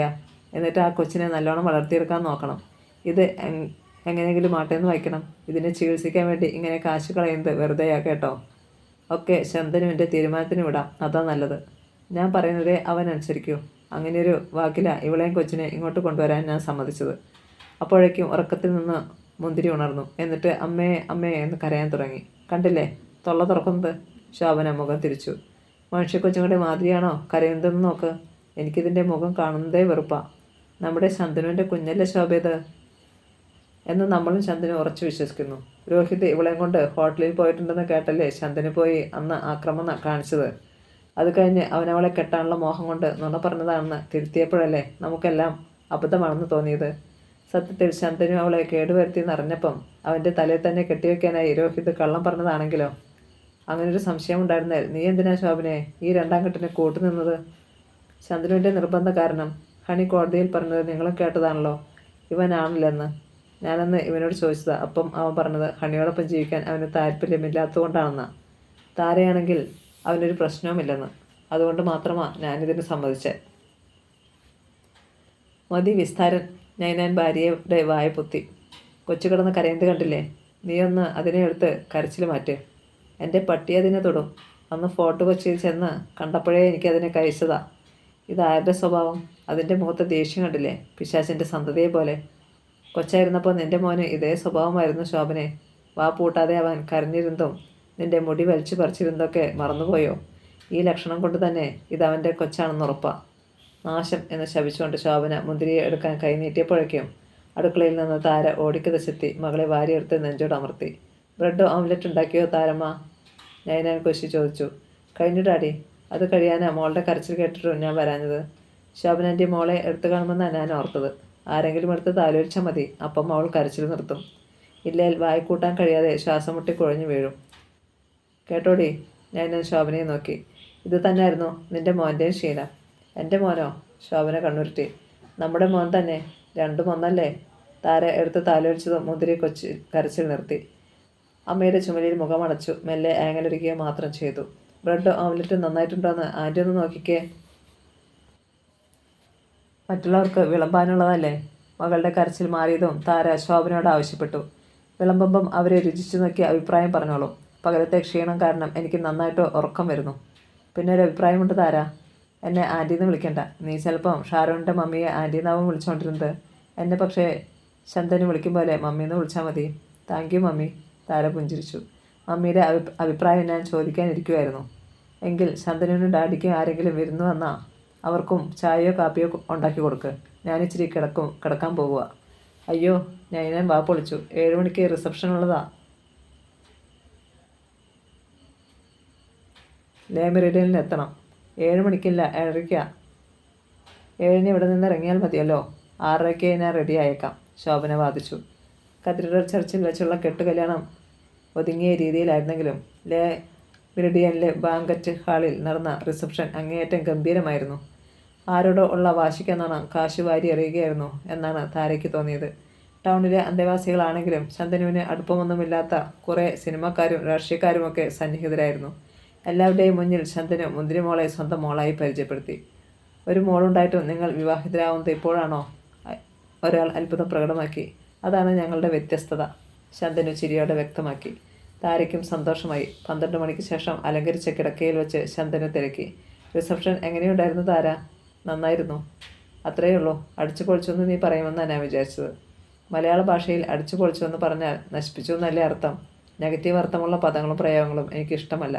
അപ്പം നീയൊരു പഴഞ്ചനാണ്. അത് സമ്മതിക്കാൻ എനിക്കൊരു വിഷമവുമില്ല. ഹണിയോടുള്ള വാശിക്കാൻ ഞാൻ കാശ് കളഞ്ഞത്. ഷാരോണും കാണിക്കണം. നാളത്തെ പത്രത്തിൽ നമ്മുടെ 3 പേരുടെയും ചിത്രമടക്കം വാർത്ത വരും. മോളുടെ 3ാം പിറന്നാളിന് വിവാഹിതരാകുന്ന ദമ്പതികളെന്ന്. ഉള്ളിൽ പുച്ഛം നിറഞ്ഞെങ്കിലും താര അത് പ്രകടിപ്പിച്ചില്ല. കിടക്കയിലെ നേരിയ തണുപ്പിൽ മുന്തിരിമോൾ ശാന്തമായി ഉറങ്ങുകയായിരുന്നു. താരയ്ക്ക് ഉറക്കം വരുന്നുണ്ടോ? ആ, കുറേശ്ശെ. അവൾ കൂട്ടുവായിട്ടു. എങ്കിൽ ഇന്ന് നമ്മൾ ഉറങ്ങുന്നില്ല താര. കിടക്കയ്ക്കരികിൽ വന്നിരുന്ന് ശന്തനു താരയെ വട്ടം ചുറ്റിപ്പിടിച്ചു. നമ്മുടെ മൂത്ത മോൾ ഏതായാലും എങ്ങനെയായി? അതിൽ എൻ്റെയും നിൻ്റെയും കുറ്റമുണ്ട്. അത് നമുക്ക് മറക്കാം, ക്ഷമിക്കാം. വൈകല്യങ്ങളില്ലാത്ത ഒരു കുഞ്ഞിനെ നമുക്കുടനെ വേണം. അതെൻ്റെ ഡാഡിയുടെയും മമ്മിയുടെയും നിൻ്റെ അമ്മയുടെയും ഗ്രാനിയുടെയും എല്ലാം ആഗ്രഹമാണ്. അതിന് തടസ്സം പാടില്ല. എനിക്ക് 30 തികഞ്ഞു, നിനക്ക് 24. ഭർത്താവ് ചുറ്റിപ്പിടിച്ചിരിക്കുന്ന തൻ്റെ ദേഹം ചുട്ടുപൊള്ളുന്നതുപോലെ അവൾക്ക് അനുഭവപ്പെട്ടു. തൻ്റെ ജീവിതം താറുമാറാക്കിയ ആ നിമിഷങ്ങളാണ് മുന്നിൽ തെളിഞ്ഞത്. തൻ്റെ ശരീരത്തിൽ ഈ മൃഗം എന്തൊക്കെയാണ് കാട്ടിക്കൂട്ടിയതെന്ന് ഇതുവരെ അറിയില്ല. പക്ഷേ മയക്കത്തിൽ നിന്ന് ഉണർന്ന ശേഷമുള്ള ഭയാനകമായ ഞെട്ടൽ ഇപ്പോഴും വ്യക്തമാണ്. ആ കൈകൾ തട്ടിയെറിയാൻ മനസ്സിൻ്റെ ഒരു പകുതി വെമ്പുന്നു. മറ്റേ പകുതി ഗ്രാനിയുടെ അർത്ഥനപ്രകാരം ക്ഷമിക്കാൻ കരുത്ത് തരണേ ഈശോ എന്ന് കേഴുകയും ചെയ്യുന്നു. ക്രിസ്തീയ ആചാരങ്ങൾക്ക് എതിരായ ഒരു തെറ്റ് ഞാൻ ചെയ്തിട്ടുണ്ട് താര, അവൻ പറഞ്ഞു. നമ്മുടെ കെട്ടിൻ്റെ തീയതി നിശ്ചയിച്ചത് ഒരു ജോൾസിൻ്റെ ഉപദേശപ്രകാരമാണ്. ഇന്ന് രാത്രി 12 മണി കഴിഞ്ഞുള്ള സമയത്ത് ജന്മം നൽകുന്ന സന്താനം എല്ലാം തികഞ്ഞ വ്യക്തിയായിരിക്കുമെന്ന്. പഴയകാലത്ത് ബ്രാഹ്മണരെല്ലാം സൽസന്താനങ്ങൾ ഉണ്ടാകാൻ വേണ്ടി ശുഭമുഹൂർത്തം നോക്കുമായിരുന്നെന്ന്. നമുക്ക് സൗന്ദര്യവും ആരോഗ്യവും ബുദ്ധിയുമുള്ള ഒരു കുട്ടി വേണം താര. താരയുടെ കഴുത്തിന് പിന്നിൽ ചന്ദനുവിൻ്റെ നിശ്വാസ ചൂട് അനുഭവപ്പെട്ടു. ഈശോയെ, എന്തു ക്ഷമിക്കാനുള്ള കഴിവ് തരണമേ എന്ന് മാത്രമാണ് അവൾ യാചിച്ചത്. അപ്പോഴേക്കും അവൻ താരയെ കൂടുതൽ ചേർത്ത് പിടിച്ചു. മുമ്പത്തെ പോലെ മയക്കുമരുന്ന് കലർത്തിയ മിറാണ്ട കിട്ടിയിരുന്നെങ്കിലെന്ന് അവൾ കൊതിച്ചു. പൊടുതനെ ഷാരനട്ടിൻ്റെ മുഖം താരയുടെ ഓർമ്മയിലെത്തി. മുന്തിരിമോൾ മാത്രം മതിയെന്ന് പ്രതിജ്ഞയെടുത്ത ആളാണ് അദ്ദേഹം. എന്നാൽ മുന്തിരിയുടെ യഥാർത്ഥ പിതാവിന് എല്ലാം തികഞ്ഞ മറ്റൊരു കുഞ്ഞിനെ ലഭിച്ചേ മതിയാവൂ. ആ സ്വാർത്ഥതയെ വെറുക്കുമ്പോഴും ദേഹത്തു നിന്ന് ഒന്നൊന്നായി വസ്ത്രങ്ങൾ അഴിഞ്ഞു മാറുന്നത് അവൾ ക്ഷമിച്ചു. പെട്ടെന്ന് ഛേ എന്ന മുഖം കുടഞ്ഞുകൊണ്ട് ശന്തന് കിടക്കയിൽ നിന്ന് എഴുന്നേറ്റ് ലൈറ്റിട്ടു. സാരി വലിച്ച് ദേഹം മറച്ചുകൊണ്ട് താര അമ്പരപ്പിൽ ഭർത്താവിനെ നോക്കി. അവൻ നടന്നു ചെന്ന് വാതിൽ തുറക്കാനായി കതകനെ ബന്ധിച്ചിരുന്ന ബോൾട്ടിൽ തൊട്ടതും അവൾ തിരക്കി. എന്തുപറ്റി? ആ ജോൾസിനെ എന്നെ പറ്റിച്ചതാ. തിരിഞ്ഞു നോക്കാതെയാണ് ശന്തന് പറഞ്ഞത്. ഇന്നൊരു ചീത്ത ദിവസമാ. സാരമില്ല ശന്തനു, താര പറഞ്ഞു. പുറത്തിറങ്ങണമെന്ന് നിർബന്ധമാണെങ്കിൽ ലൈറ്റ് അണച്ചിട്ട് പോവൂ. എനിക്കൊന്ന് ഡ്രസ് ചെയ്യണം. ശന്തനു തിരിഞ്ഞു നോക്കി. ലേ മെറിഡിയനിലെ റിസപ്ഷനിൽ അണിഞ്ഞിരുന്ന സാരി വാരി പുതച്ച് ഇരിക്കുകയാണവൾ. അവൻ രണ്ടടി നടന്നു വന്ന് ലൈറ്റ് അണച്ചതും താരക്കിടക്കയിൽ നിന്ന് എഴുന്നേറ്റ് തപ്പിത്തറഞ്ഞ് വാർഡ്രോബ് തുറന്ന് കയ്യിൽ കിട്ടിയ ഒരു ജീൻസും കുർത്തയും എടുത്തണഞ്ഞു. രണ്ടും തൻ്റേതല്ലെന്ന് അറിയാമായിരുന്നിട്ടും അവൾ വിഷമമൊന്നും കൂടാതെ ബെഡ് ലാമ്പിൻ്റെ സ്വിച്ച് ഓണാക്കി. ശന്തന് മുറിയിൽ തന്നെ ഉണ്ടായിരുന്നു. ഇനി വേണമെങ്കിൽ ശന്തന് പുറത്തു പോയിക്കോളൂ, താര അറിയിച്ചു. എനിക്ക് സമാധാനമായി ഉറങ്ങാമല്ലോ. അവൻ നടന്ന് താരയുടെ അരികിലെത്തി. താരയ്ക്ക് നിരാശയില്ലേ? എന്തിന്? തിടുക്കം വെച്ച് ഞാൻ നിന്നെ ഉണർത്തിയിട്ട് പെട്ടെന്ന് എഴുന്നേറ്റ് പോയി കളഞ്ഞതിന്. അത് ഇന്നത്തെ ദിവസം ചീത്തയായതുകൊണ്ടല്ലേ? ചീത്ത എന്ന് പറഞ്ഞാൽ? ശന്തന് കിതച്ചു. ആ ജോൾസിന് എന്നെ പറ്റിച്ചതാണെന്ന് പറഞ്ഞല്ലോ. ജോൾസിന് മാത്രമല്ല ശന്തനു, തന്നെ കണ്ണടച്ച് വിശ്വസിക്കുന്നവരെ പറ്റിക്കുന്നൊരു ജനറേഷനാണ് ഇപ്പോഴത്തേത്. ബ്രാഹ്മണർ പണ്ട് ആദ്യ രാത്രിക്ക് മുഹൂർത്തം കുറിച്ചിരുന്നെന്നല്ലേ എൻ്റെ അടുത്ത് പറഞ്ഞത്. ഇന്ന് ബ്രാഹ്മണർ മാത്രമല്ല, സന്യാസിമാർ പോലും സ്വന്തം കാര്യങ്ങൾക്ക് ജോൾസിനെ കാണാറില്ല. അതേസമയത്ത് ഇന്നത്തെ ഒരു ക്രിസ്ത്യൻ ചെറുപ്പക്കാരൻ അതിന് തയ്യാറാകുന്നത് വിശ്വസിക്കാൻ പറ്റുന്നില്ല. അവനൊന്ന് വല്ലാതായി. അവൾ നിർത്തിയില്ല. ആത്മവിശ്വാസമില്ലാത്തവരാ ശന്തനു ഇങ്ങനെയൊക്കെ ചെയ്യുന്നത്. താര നടന്നു ചെന്ന് മെയിൻ ലൈറ്റ് കൂടി തെളിച്ചു. അതോടെ ശന്തനു വല്ലാതെ ചൂളി. അവൻ്റെ മുഖം വിയർപ്പിൽ മുങ്ങിയിരുന്നു. ഒരു തമാശ ചിരിയോടെ അവൾ പുതിയ ഭർത്താവിനെ നോക്കി. ഞാനിങ്ങനെ ഓപ്പണായി കാര്യങ്ങൾ പറയുന്നതിൽ ശന്തനുവിന് അത്ഭുതം തോന്നുന്നുണ്ടോ? മിനിമം 2 കല്യാണമെങ്കിലും കഴിച്ചാലേ ആണുങ്ങളെ നേരിടാൻ പെണ്ണിന് കരുത്തുണ്ടാവൂ. താരയുമായി ദാമ്പത്യ ബന്ധമൊന്നും ഉണ്ടായിട്ടില്ലെന്നാണല്ലോ ഷാരോൺ കോടതിയിൽ പറഞ്ഞത്. ശന്തനു അതിപ്പോഴും വിശ്വസിച്ചുകൊണ്ടിരിക്കുക. എൻ്റെ മോൾക്ക് അവളുടെ അപ്പയോടൊപ്പം ജീവിക്കാൻ പറ്റിയാൽ അത് അവളിൽ മാറ്റമുണ്ടാക്കുമെന്ന് എല്ലാവരോടും പറഞ്ഞതുകൊണ്ട് മാത്രമാണ് ഞാൻ ഷാരോണിൽ നിന്ന് പിരിഞ്ഞത്. എൻ്റെ കുഞ്ഞിന് വേണ്ടി ഞാൻ ഏതു കഴിവിലും കയറും, ഏതു നരകത്തിലും കഴിയും. 24 തികഞ്ഞിട്ടില്ലെങ്കിലും ഞാനിപ്പം ഒരമ്മ മാത്രമാണ്. എൻ്റെ മുന്തിരിയുടെ അമ്മ. നിങ്ങളെയൊക്കെ പോലെ ഒരു കുഞ്ഞുകൂടി വേണമെന്ന് എനിക്ക് ആഗ്രഹമില്ല. എൻ്റെ സാമീപ്യം ഉണ്ടായാലും ഈ അവസ്ഥയിൽ നിന്ന് നമ്മുടെ മോൾ രക്ഷപ്പെടില്ല താര. അപ്പം ഞാൻ കാണിച്ചതൊരു മടയത്തരമായിപ്പോയി ഇല്ലേ? താരയുടെ തൊണ്ടയിടറി. എൻ്റെ മോൾക്ക് വേണ്ടിയാണ് ഞാൻ ഈ സാഹസത്തിന് മുതിർന്നത്. ഒരു സാധു മനുഷ്യനെ വേദനിപ്പിച്ചതും. സാധു മനുഷ്യനെന്ന് നീ പറഞ്ഞത് ഷാരോണിനെ കുറിച്ചാണെങ്കിൽ നീ രോഹിതിനോട് ചോദിച്ചു നോക്ക്. അവന് മറ്റൊരുത്തൻ്റെ ഭാര്യയിൽ ഒരു കുഞ്ഞുണ്ട്. അത് ആ മറ്റൊരുത്തൻ്റെ ഭാര്യ കൂടി അനുവദിച്ചു കൊണ്ടാണല്ലോ. അതൊരു അക്രമമൊന്നുമല്ല. എന്നാൽ വിവാഹം തീരുമാനിച്ച ഒരു പെണ്ണിനെക്കുറിച്ച് അവൾ മനസ്സറിയാത്തൊരു കുറ്റം ആരോപിച്ച് പ്രതിശുദ്ധ വരനെ ഒരു മൃഗമാക്കി തീർത്ത ഈ രോഹിത് എന്ന മഹാനെ എന്ത് പേരിട്ട് വിളിക്കണം? ആരോ എന്തോ പറഞ്ഞത് കേട്ട് നിശ്ചയിക്കപ്പെട്ട മനസ്സ് ചോദ്യത്തിന് ഒഴിഞ്ഞത് ക്ഷമിക്കാം. പക്ഷേ നിരപരാധിയായ ആ പെണ്ണിനെ മയക്കുമരുന്ന് നൽകി നശിപ്പിച്ച ഹീനനെ മൃഗമെന്ന് വിളിച്ചാൽ മൃഗങ്ങൾ പോലും പ്രതിഷേധിക്കും. താര. ശന്തനുവിൻ്റെ മുഖം ചുവന്നു. സംസാരിച്ച് നമ്മൾ വീണ്ടും പഴയപടി ശത്രുതയിലാവരുത്. എൻ്റെ കുഞ്ഞിനൊരു ജീവിതം ഉണ്ടാകുമെന്ന പ്രതീക്ഷയിലാണ് ഞാൻ നിങ്ങളുടെ ഭാര്യയായത്. അവളോട് നിങ്ങൾ പ്രകടമാക്കിയ സ്നേഹത്തിലാണ് ഞാൻ വീണ്ടും വിഡ്ഢിയായത്. എന്നിട്ട് നിങ്ങൾ പറയുന്നത് എന്താ? എൻ്റെ മോൾ ഈ അവസ്ഥയിൽ നിന്ന് രക്ഷപ്പെട്ടില്ലെന്ന്. ഏതൊരമ്മ സഹിക്കുമത്? അവളുടെ അപ്പനല്ലായിരുന്ന ഒരു മനുഷ്യൻ ആ പാവത്തിനെ സ്നേഹിച്ചിരുന്നത് ഞാൻ എൻ്റെ കണ്ണുകൾ കൊണ്ട് കണ്ടിട്ടുള്ളതാ. മുന്തിരി അല്ലാത്തൊരു കുഞ്ഞ് ഞങ്ങൾക്കിടയിൽ ഉണ്ടാവില്ലെന്നും അദ്ദേഹം പ്രതിജ്ഞ ചെയ്തിരുന്നു. മറ്റൊരു കുഞ്ഞിനായി ഞാൻ ആഗ്രഹിച്ചതാണോ തെറ്റ്? മുന്തിരി മോൾ ഒരു പക്ഷേ നാളെ നോർമലായേക്കാം എന്ന് വെച്ച് അത് ഉറപ്പില്ലല്ലോ. നമ്മൾ വയസ്സായി മരിക്കുമ്പോൾ ഇപ്പോഴത്തെ അവസ്ഥയിലാണ് ഈ കുഞ്ഞെങ്കിൽ അതിന് ആരുണ്ടാവും തുണ? അതിനൊരു കൂടപ്പുറപ്പുണ്ടായാൽ ആ ഒരു സമാധാനത്തിൽ നമുക്ക് മരിക്കാലോ. ഊനപ്പിഴകളായ കുഞ്ഞുങ്ങൾ പല വീടുകളുമുണ്ട്. ഒപ്പം കുഴപ്പമൊന്നുമില്ലാത്ത ആരോഗ്യമുള്ള കുഞ്ഞുങ്ങളും കൂടപ്പിറപ്പുകളായി അവിടെ ഉണ്ടാവും. ഏതെങ്കിലും മാതാപിതാക്കൾ ഈനപ്പിറവിയായ ഒരു കുഞ്ഞു മാത്രം മതിയെന്ന് തീരുമാനിച്ചാൽ ആ കുഞ്ഞിനോട് അവർ ചെയ്യുന്ന ക്രൂരതയാവും അത്. താര ഒന്ന് ആലോചിച്ച് നോക്ക്. അവൾക്ക് ഉത്തരം മുട്ടി. മറുപടി പറയാതെ താര മുഖം താഴ്ത്തി നിന്നത് അവനിൽ സന്തോഷമുണ്ടാക്കി. ശന്തനു ഭാര്യയെ ചേർത്ത് പിടിച്ചു. നീ മണ്ടിയാ താര, പക്ഷേ നല്ലവളുമാ. അതുകൊണ്ട് എനിക്ക് നിന്നെ മറക്കാൻ കഴിയാത്തത്. അവളെ നെഞ്ചിലേക്ക് ചായ്ക്കാൻ അവൻ മെല്ലെ ബലം ചെലുത്തി. പ്രതിഷേധിക്കാതെ താര വഴങ്ങിക്കൊടുത്തു. നമുക്കുറങ്ങാം. ശന്തനു അവളുടെ മുടിയിൽ സ്നേഹപൂർവ്വം തഴുകി.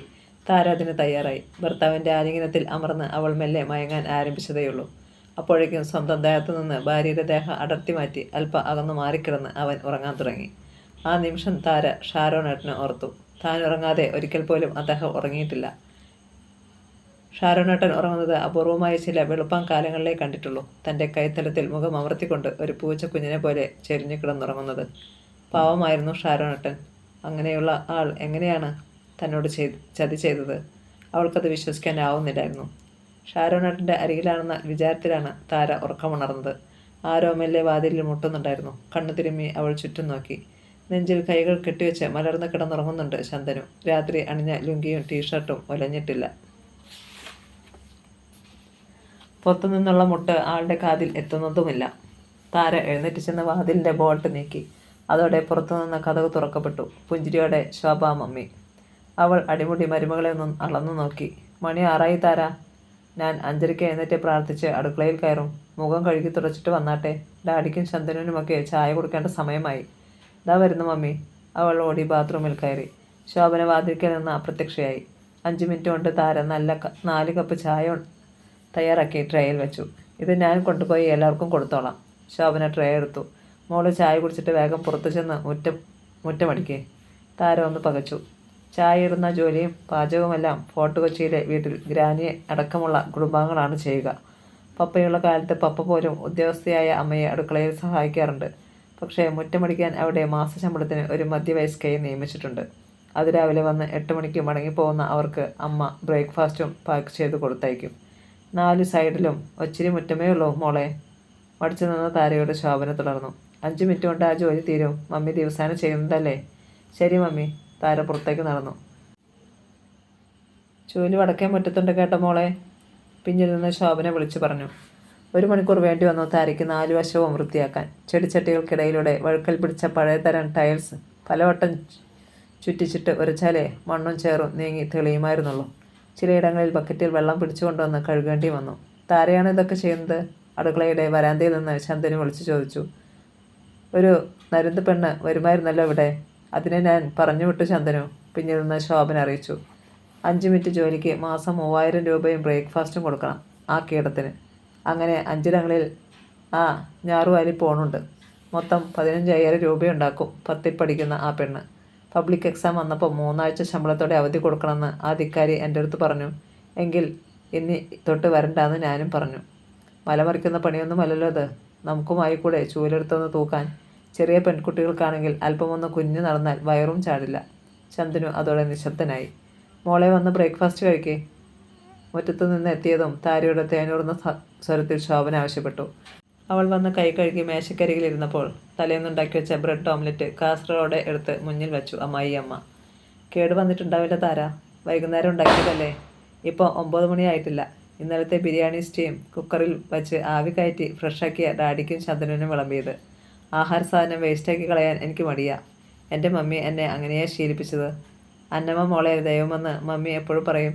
ഇന്നലത്തെ കുറച്ച് ചിക്കൻ ഇരുന്നത് ഡാഡി മോനും കൂടി തീർത്തു. പൈൽസിൻ്റെ കംപ്ലൈൻറ്റുള്ളയാളാ ഡാഡി. പറഞ്ഞാലും കയ്യെ കയറി പിടിച്ചാലും സമ്മതിക്കുകയല്ലെന്നേ. വയസ്സായ കുറച്ച് വകത്തിരിവ് വേണ്ടേ. ഡാഡിയുടെ അയലോക്കത്ത് കൂടി അത് പോയിട്ടില്ല. കാസറോളിൻ്റെ അടപ്പ് തുറന്നതും താരയ്ക്ക് എന്തോ ഓക്കാനും വന്നു. രാവിലെ ബ്രേക്ക്ഫാസ്റ്റിന് ബ്രെഡ് ഓംലെറ്റും ഒന്നും അവൾക്ക് ഇഷ്ടമല്ല. ചൂടോടെ 2 അപ്പവും എന്തെങ്കിലും അല്പം കറിയും ചായയുമാണ് പ്രിയം. സ്വന്തം വീട്ടിലെ സ്ഥിരം മെനുവും അതാണ്. താര, മോളിത് മുഴുവൻ കഴിക്കണം കേട്ടോ, ശോഭന പറഞ്ഞു. മോളുണ്ടാക്കിയതല്ലേ, നന്നായിരിക്കുന്നു കേട്ടോ. ഞാൻ ടേസ്റ്റ് ചെയ്തതാ. ബ്രെഡ് ഓംലെറ്റ് എനിക്ക് ഭയങ്കര ഇഷ്ടമാണ്. പക്ഷേ ഡാഡിയുടെ ബാക്കി കുറച്ച് ബിരിയാണി ഞാനും കഴിച്ചു പോയി മോളെ.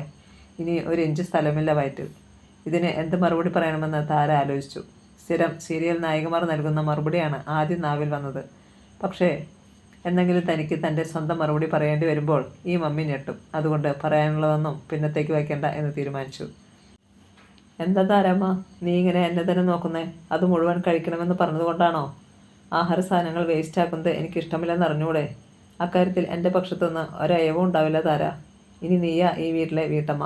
ആഹാര സാധനങ്ങൾ വേസ്റ്റാകാതിരിക്കാൻ ശ്രദ്ധിക്കേണ്ടത് വീട്ടമ്മമാരാ. പിന്നെ ക്ഷമിച്ചില്ല താര. ആ കാസറോളിൻ്റെ ലിഡ് അവൾ അടച്ചു വെച്ചു. മമ്മി പറഞ്ഞിട്ടല്ലേ ഞാനിതുണ്ടാക്കിയത്. എന്നിട്ട് ഇതൊന്ന് ടേസ്റ്റ് ചെയ്യാൻ പോലും തയ്യാറാവാതെ മുഴുവൻ എന്നെ കൊണ്ട് തീറ്റിക്കാൻ മമ്മി കാണുന്ന സീരിയലുകളിലെ നായികയൊന്നുമല്ല ഞാൻ. രാവിലെ കഴിക്കാൻ എനിക്ക് ഒട്ടും ഇഷ്ടമില്ലാത്ത സാധനമായത്. വേസ്റ്റ് ആവുമെങ്കിൽ മമ്മി തന്നെ ഇത് തിന്ന് തീർക്കേണ്ടി വരും. ഇത് കഴിക്കുന്നതിൽ ഭേദം ഒരു നേരം പട്ടിണി കിടക്കുന്നതാ. അപ്പോഴേക്കും നയനൻ കൊച്ചി തേൻമുറിയുടെ വാതിൽക്കലെത്തി. അവൾക്കത് വേണ്ടെങ്കിൽ നിർബന്ധിക്കേണ്ട ശോഭ. 2 അപ്പമുണ്ടാക്കി കൊടുക്ക്. അതിന് ഫ്രിഡ്ജിൽ നിൽക്കുന്ന മാവ് തീർന്നില്ലേ ചായ. ഡാഡിയും മമ്മിയും വിഷമിക്കേണ്ട, താര പറഞ്ഞു. ഒരു നേരം പട്ടിണിയിരിക്കാൻ എനിക്കൊരു ബുദ്ധിമുട്ടുമില്ല. അവൾ തിരിഞ്ഞ് പുറത്തേക്ക് പോയി. ഇത് കുറേ കഷ്ടമാ ശോഭ. നയനന് ചുണ്ടി വന്നു. നീ എൻ്റെ പദ്ധതികൾക്കൊക്കെ പാര പണിയുക. എന്താ എൻ്റെ പദ്ധതി? അതാദ്യം പറ. എടി ഭാര്യയെ, നിന്നെപ്പോലെ പൊന്മുട്ടയിടുന്ന താറാവിനെ കയ്യിൽ കിട്ടിയ ഉടൻ കണ്ടിരിക്കുന്ന തരമല്ല ഞാൻ. നമുക്ക് ആകെപ്പാടെ ഈ ഒരു വീടേ ഉള്ളൂ.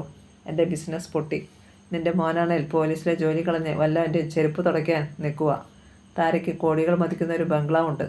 MG റോഡിൽ അവിടെ അപ്പാടെ നടത്തിയിരുന്ന മാനുവൽ സൺസ് എന്ന കരകൗശല കട അടച്ചുപൂട്ടി വെറുതെ കിടക്കുക. കോൺവെൻറ്റ് റോഡിൽ 1-ാം തരം ഒരു ഫ്ലാറ്റ് വാടകയ്ക്ക് കൊടുത്തേക്കുന്നു. അത്രയും ആസ്തിയുള്ളൊരു പെങ്കൊച്ചിനെയാ നീ ഇവിടെ കൊണ്ടുവന്ന് ബ്രേക്ക്ഫാസ്റ്റിന് തലേന്നത്തെ ബ്രെഡ് ഓംലെറ്റ് തീറ്റിക്കുന്നത്. അവളവിടെ കൊച്ചിനെയും എടുത്തുകൊണ്ട് തിരിച്ചങ്ങ് പോയാൽ നീ എന്ത് ചെയ്യും? ഭർത്താവിൻ്റെ ചോദ്യത്തിന് മുന്നിൽ ശോഭന ഒന്ന് അമ്പരന്നു. ബ്രെഡ് ഓംലെറ്റ് തൊടാതെ ചുട്ട മറുപടി തന്ന സ്ഥിതിക്ക് താര അതിനും മടിക്കില്ലെന്ന് അവൾക്ക് വ്യക്തമായി. നല്ല സോപ്പിൽ അവളെ സുഖിപ്പിച്ചുകൂടെ നിർത്തിയാൽ MG റോഡിലെ ആ കട തുറപ്പിച്ച് നമുക്കവിടെ ബിസിനസ് ആരംഭിക്കാമടി കഴുത പെമ്പിളെ. ഞാൻ തലയാട്ടി. അല്ലാതെ മുമ്പ് നിൻ്റെ മകൻ ചെയ്ത പണി തന്നെ നീയും ചെയ്യാൻ നോക്കിയാൽ പയ്യെ തിന്നാലേ പനയും തിന്നാം, ഓർത്തോ. ശോഭനയുടെ ഉള്ളിൽ ഒരൽപ്പം വെളിച്ചം വീശി. താരയുടെ സഹായം ആവശ്യപ്പെടാതെ തന്നെ ലഞ്ചൊരുക്കി ശോഭന മരുമകളെ ഓട്ടിച്ചു. സപ്പറും ഉണ്ടാക്കി. അടുക്കളയിലേക്ക് എത്തി നോക്കാതെ താര മകളെയും താലോലിച്ചുകൊണ്ട് ഭർത്താവിൻ്റെ മുറിയിൽ തന്നെ തങ്ങി. അടുക്കളയിൽ മമ്മിയെ ഒന്ന് സഹായിച്ചൂടെ താര? വൈകുന്നേരം ചന്ദന തിരക്കി. ഇല്ല ചന്ദനു, അവൾ മന്ദഹസിച്ചു. ഞാൻ എന്തെങ്കിലും ഉണ്ടാക്കിയാൽ അത് പിറ്റേന്ന് എന്നെ കൊണ്ട് തന്നെ മമ്മി തീറ്റിക്കും. രാത്രി ഭാര്യയെയും മകളെയും കൂട്ടി ചന്ദന ടൗണിലെ ഒരു ചൈനീസ് റെസ്റ്റോറൻറ്റിൽ പോയി സപ്പർ കഴിച്ചു. തലേന്നത്തതിലും മൂഡിലായിരുന്നു അന്ന് 2 പേരും. എന്നിട്ടും കിടക്കയിൽ ചന്ദനു നിസ്സഹായനായി. അവൻ തലയിൽ തല്ലി. സാരമില്ല ചന്തു. താര ചന്ദനുവിൻ്റെ ചുമലിൽ തഴുകി. നമുക്ക് നമ്മുടെ മുന്തിരിമോൾ മാത്രം മതിയെന്നേ. കനൽ ജ്വലിക്കുന്ന മിഴികളോടെ അവൻ ഭാര്യയെ നോക്കി കഴിച്ചുകൊണ്ടി. പരിഹസിക്കരുത് നീ എന്നെ. അന്ന് നീ എന്നെ ശപിച്ചതുകൊണ്ടാണ് ഞാനിങ്ങനെയായത്. നിന്നെ കയ്യേറ്റല്ലെങ്കിലും ആ ശാപത്തിൽ നിന്ന് രക്ഷപ്പെടുമെന്ന് ഞാൻ വിചാരിച്ചു. എൻ്റെ ജീവിതം നശിച്ചു. ഞാനാണല്ലാതായി. വീണ്ടും വീണ്ടും ചന്ദനു തലയിൽ തല്ലി. താര സ്തബ്ധയായി കിടക്കയിലിരുന്നതേയുള്ളൂ. അന്നത്തേതിനു ശേഷം എനിക്ക് ഒരു സ്ത്രീയുമായും ഇല്ല. അവൻ പല്ല് ഞെരിച്ചു. എൻ്റെ ജീവിതം തീർന്നു. ഞാനിതിനെങ്ങനെ ജീവിക്കുന്നത്? ഇത് മാത്രമാണോ ശന്തനു ജീവിതം? അവളുടെ തൊണ്ടയിടറി. അതെ. ശന്തനു ഒച്ചയുയർത്തി.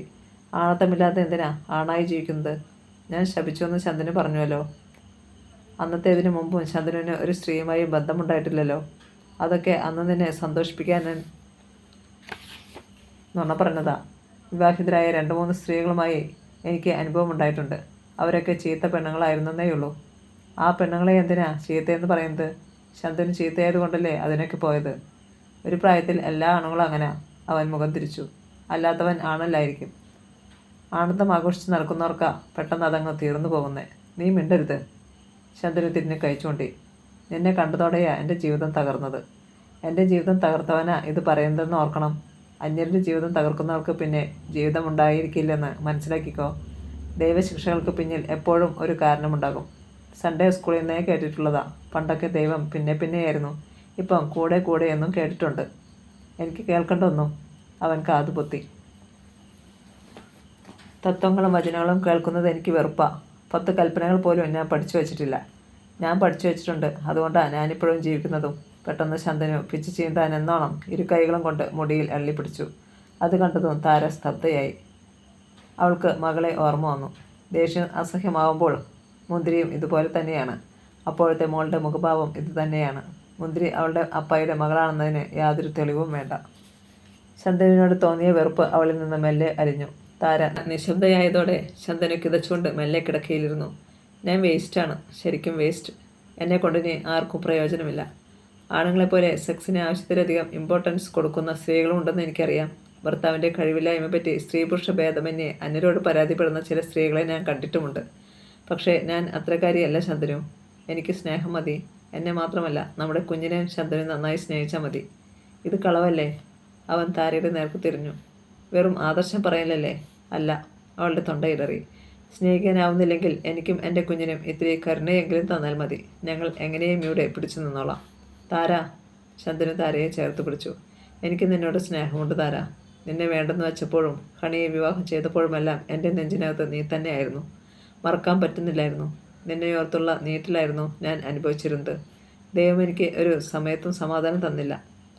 ഷാരോൻ്റെ കയ്യിൽ നിന്ന് നിന്നെ തിരിച്ചെടുത്തതും മോളോടുള്ള സ്നേഹം കൊണ്ട് മാത്രമല്ല, നീയില്ലാതെ പറ്റില്ലെന്ന് തോന്നിയത് കൊണ്ടാണ്. തർക്കിക്കണമെന്നും അവിശ്വസിക്കണമെന്നും അവൾക്ക് തോന്നിയില്ല. അല്ലെങ്കിലും വഴക്കിടാനല്ലല്ലോ തിരിച്ചു വന്നത്. കണ്ണടച്ച് വിശ്വസിച്ചേക്കാം, തോറ്റു കൊടുത്തേക്കാം. ഷാരോനാട്ടിനെ പോലുള്ള ഒരാളല്ല ശന്തനു. പെട്ടെന്ന് ക്ഷോഭവും പകയും എല്ലാം ഉണ്ടാവും. ഭർത്താവ് മൃഗമായാൽ ആ മൃഗത്തെ ഉറക്കി ശാന്തനാക്കാൻ പ്രാപ്തയായിരിക്കണം ഭാര്യ. ഭർത്താവ് സംശയാലുവാണെങ്കിൽ അയാൾക്ക് സംശയം തോന്നുന്ന സാഹചര്യങ്ങളെല്ലാം ഭാര്യ ഒഴിവാക്കണം.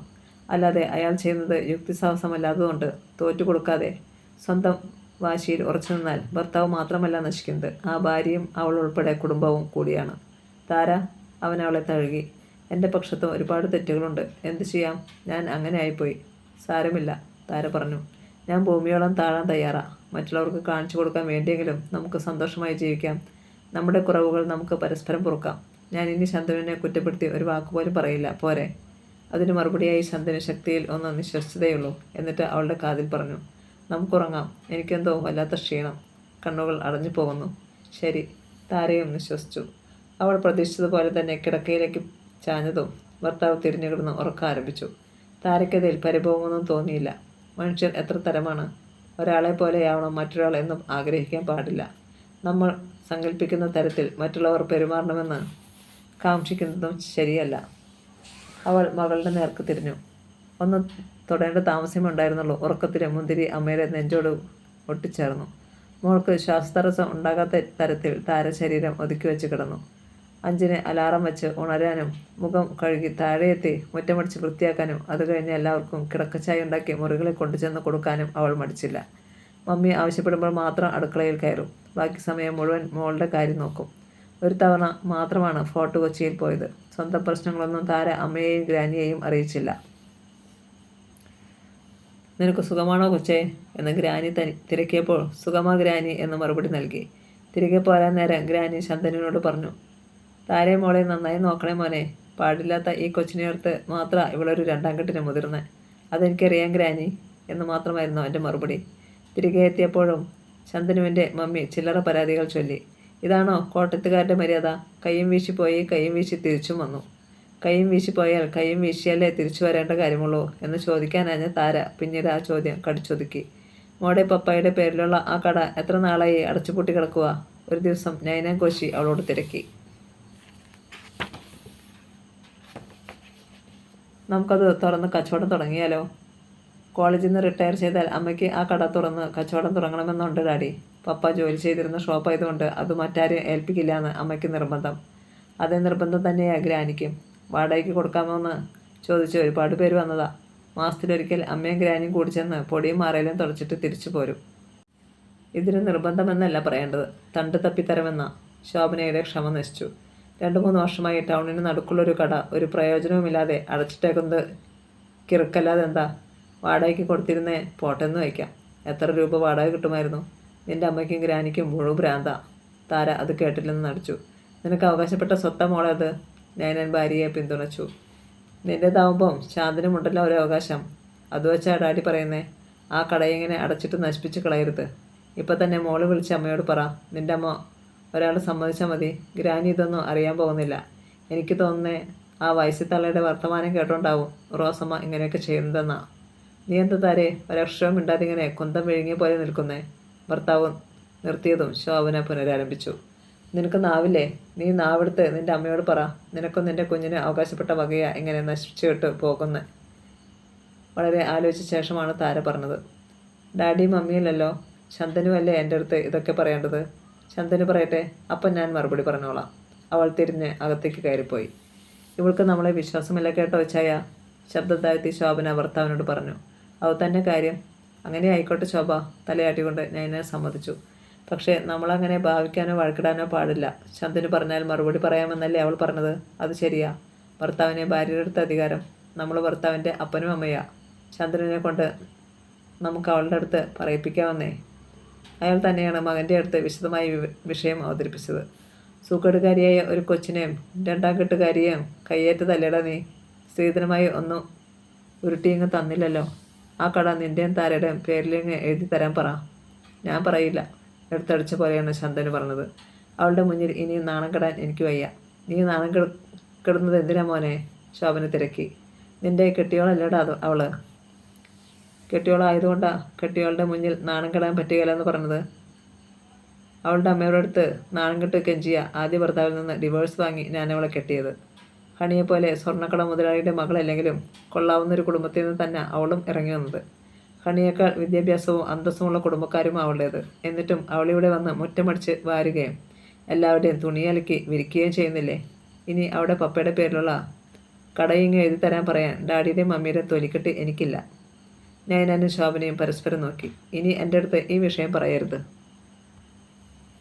ശന്തനു അവിടെ നിന്ന് ഒഴിഞ്ഞുപോയി. താരയുടെ ഫോണിൽ ആയിടെ ഒരു സന്ദേശമെത്തി. പരിചയമില്ലാത്ത നമ്പറായതുകൊണ്ട് ആരാണത് അയച്ചതെന്ന് അവൾക്ക് മനസ്സിലായില്ല.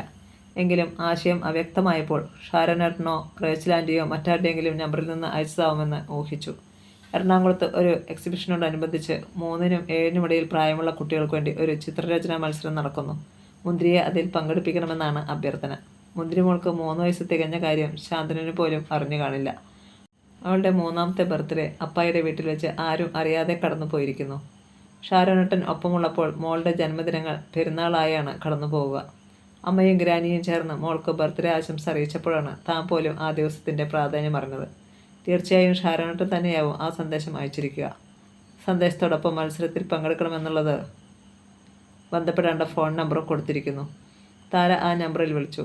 തൊട്ടരികിൽ തന്നെയായിരുന്നു മത്സരം നടക്കുന്ന ഹാൾ.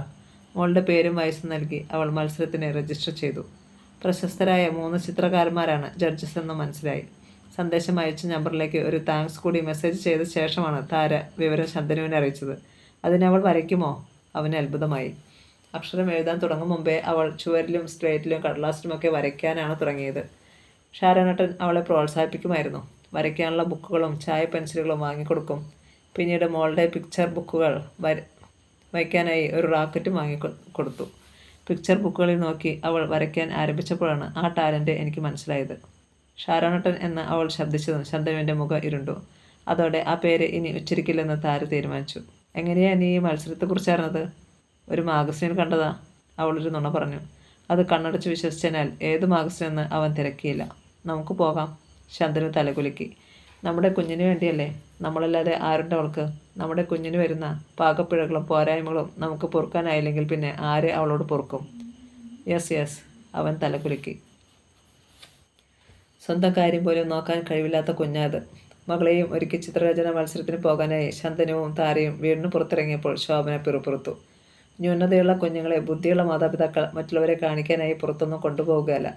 സ്വന്തം വീട്ടിൽ അതിഥികൾ വന്നാലും അത്തരം കൊച്ചുങ്ങളെ അകത്തിട്ട് പൂട്ടും. ഇതിപ്പം ദേ കെട്ടി എഴുന്നള്ളിച്ചുകൊണ്ട് പോകുക. ശന്തനുവിൻ്റെയും താരയുടെയും കൊച്ച് മന്ദബുദ്ധിയാണെന്ന് ഇനി ഈ കോളനി മൊത്തം നിറയും. താരയോട് ഞാനിത് പറഞ്ഞതാ മമ്മി. ശന്തനു നിസ്സഹായത ഭാവിച്ചു. സമ്മതിക്കേണ്ടേ? ഇതാടാ പണ്ടുള്ളവർ പറയുന്നേ, ആണുങ്ങളുടെ കൈക്ക് ഇത്തിരി ബലം വേണമെന്ന്. നിനക്കതില്ലല്ലോ. പെൺപിള്ളയുടെ തലയണ മന്ത്രം കേട്ട് കേട്ട് നിന്റെ ആണത്തം നശിച്ചു പോയില്ലേ? സഹനം നഷ്ടപ്പെട്ടിട്ടും അവൾ ഒരക്ഷരം മിണ്ടിയില്ല. എങ്ങനെയെങ്കിലും ആകട്ടെ ശോഭനെ. പിന്നിൽ നിന്ന് നൈനാൻ പറഞ്ഞതോടെ ശന്തനു വന്നു കാറിൽ കയറി. മകളെയും എടുത്തുകൊണ്ട് താര പുറകെയും. മത്സരത്തിൻ്റെ ഫലം വന്നപ്പോൾ മുന്തിരിമോൾ ഒന്നാമതായിരുന്നു. പക്ഷേ ശന്തനുവിൻ്റെ മുഖത്ത് പ്രകടമായത് ചമ്മലാണ്.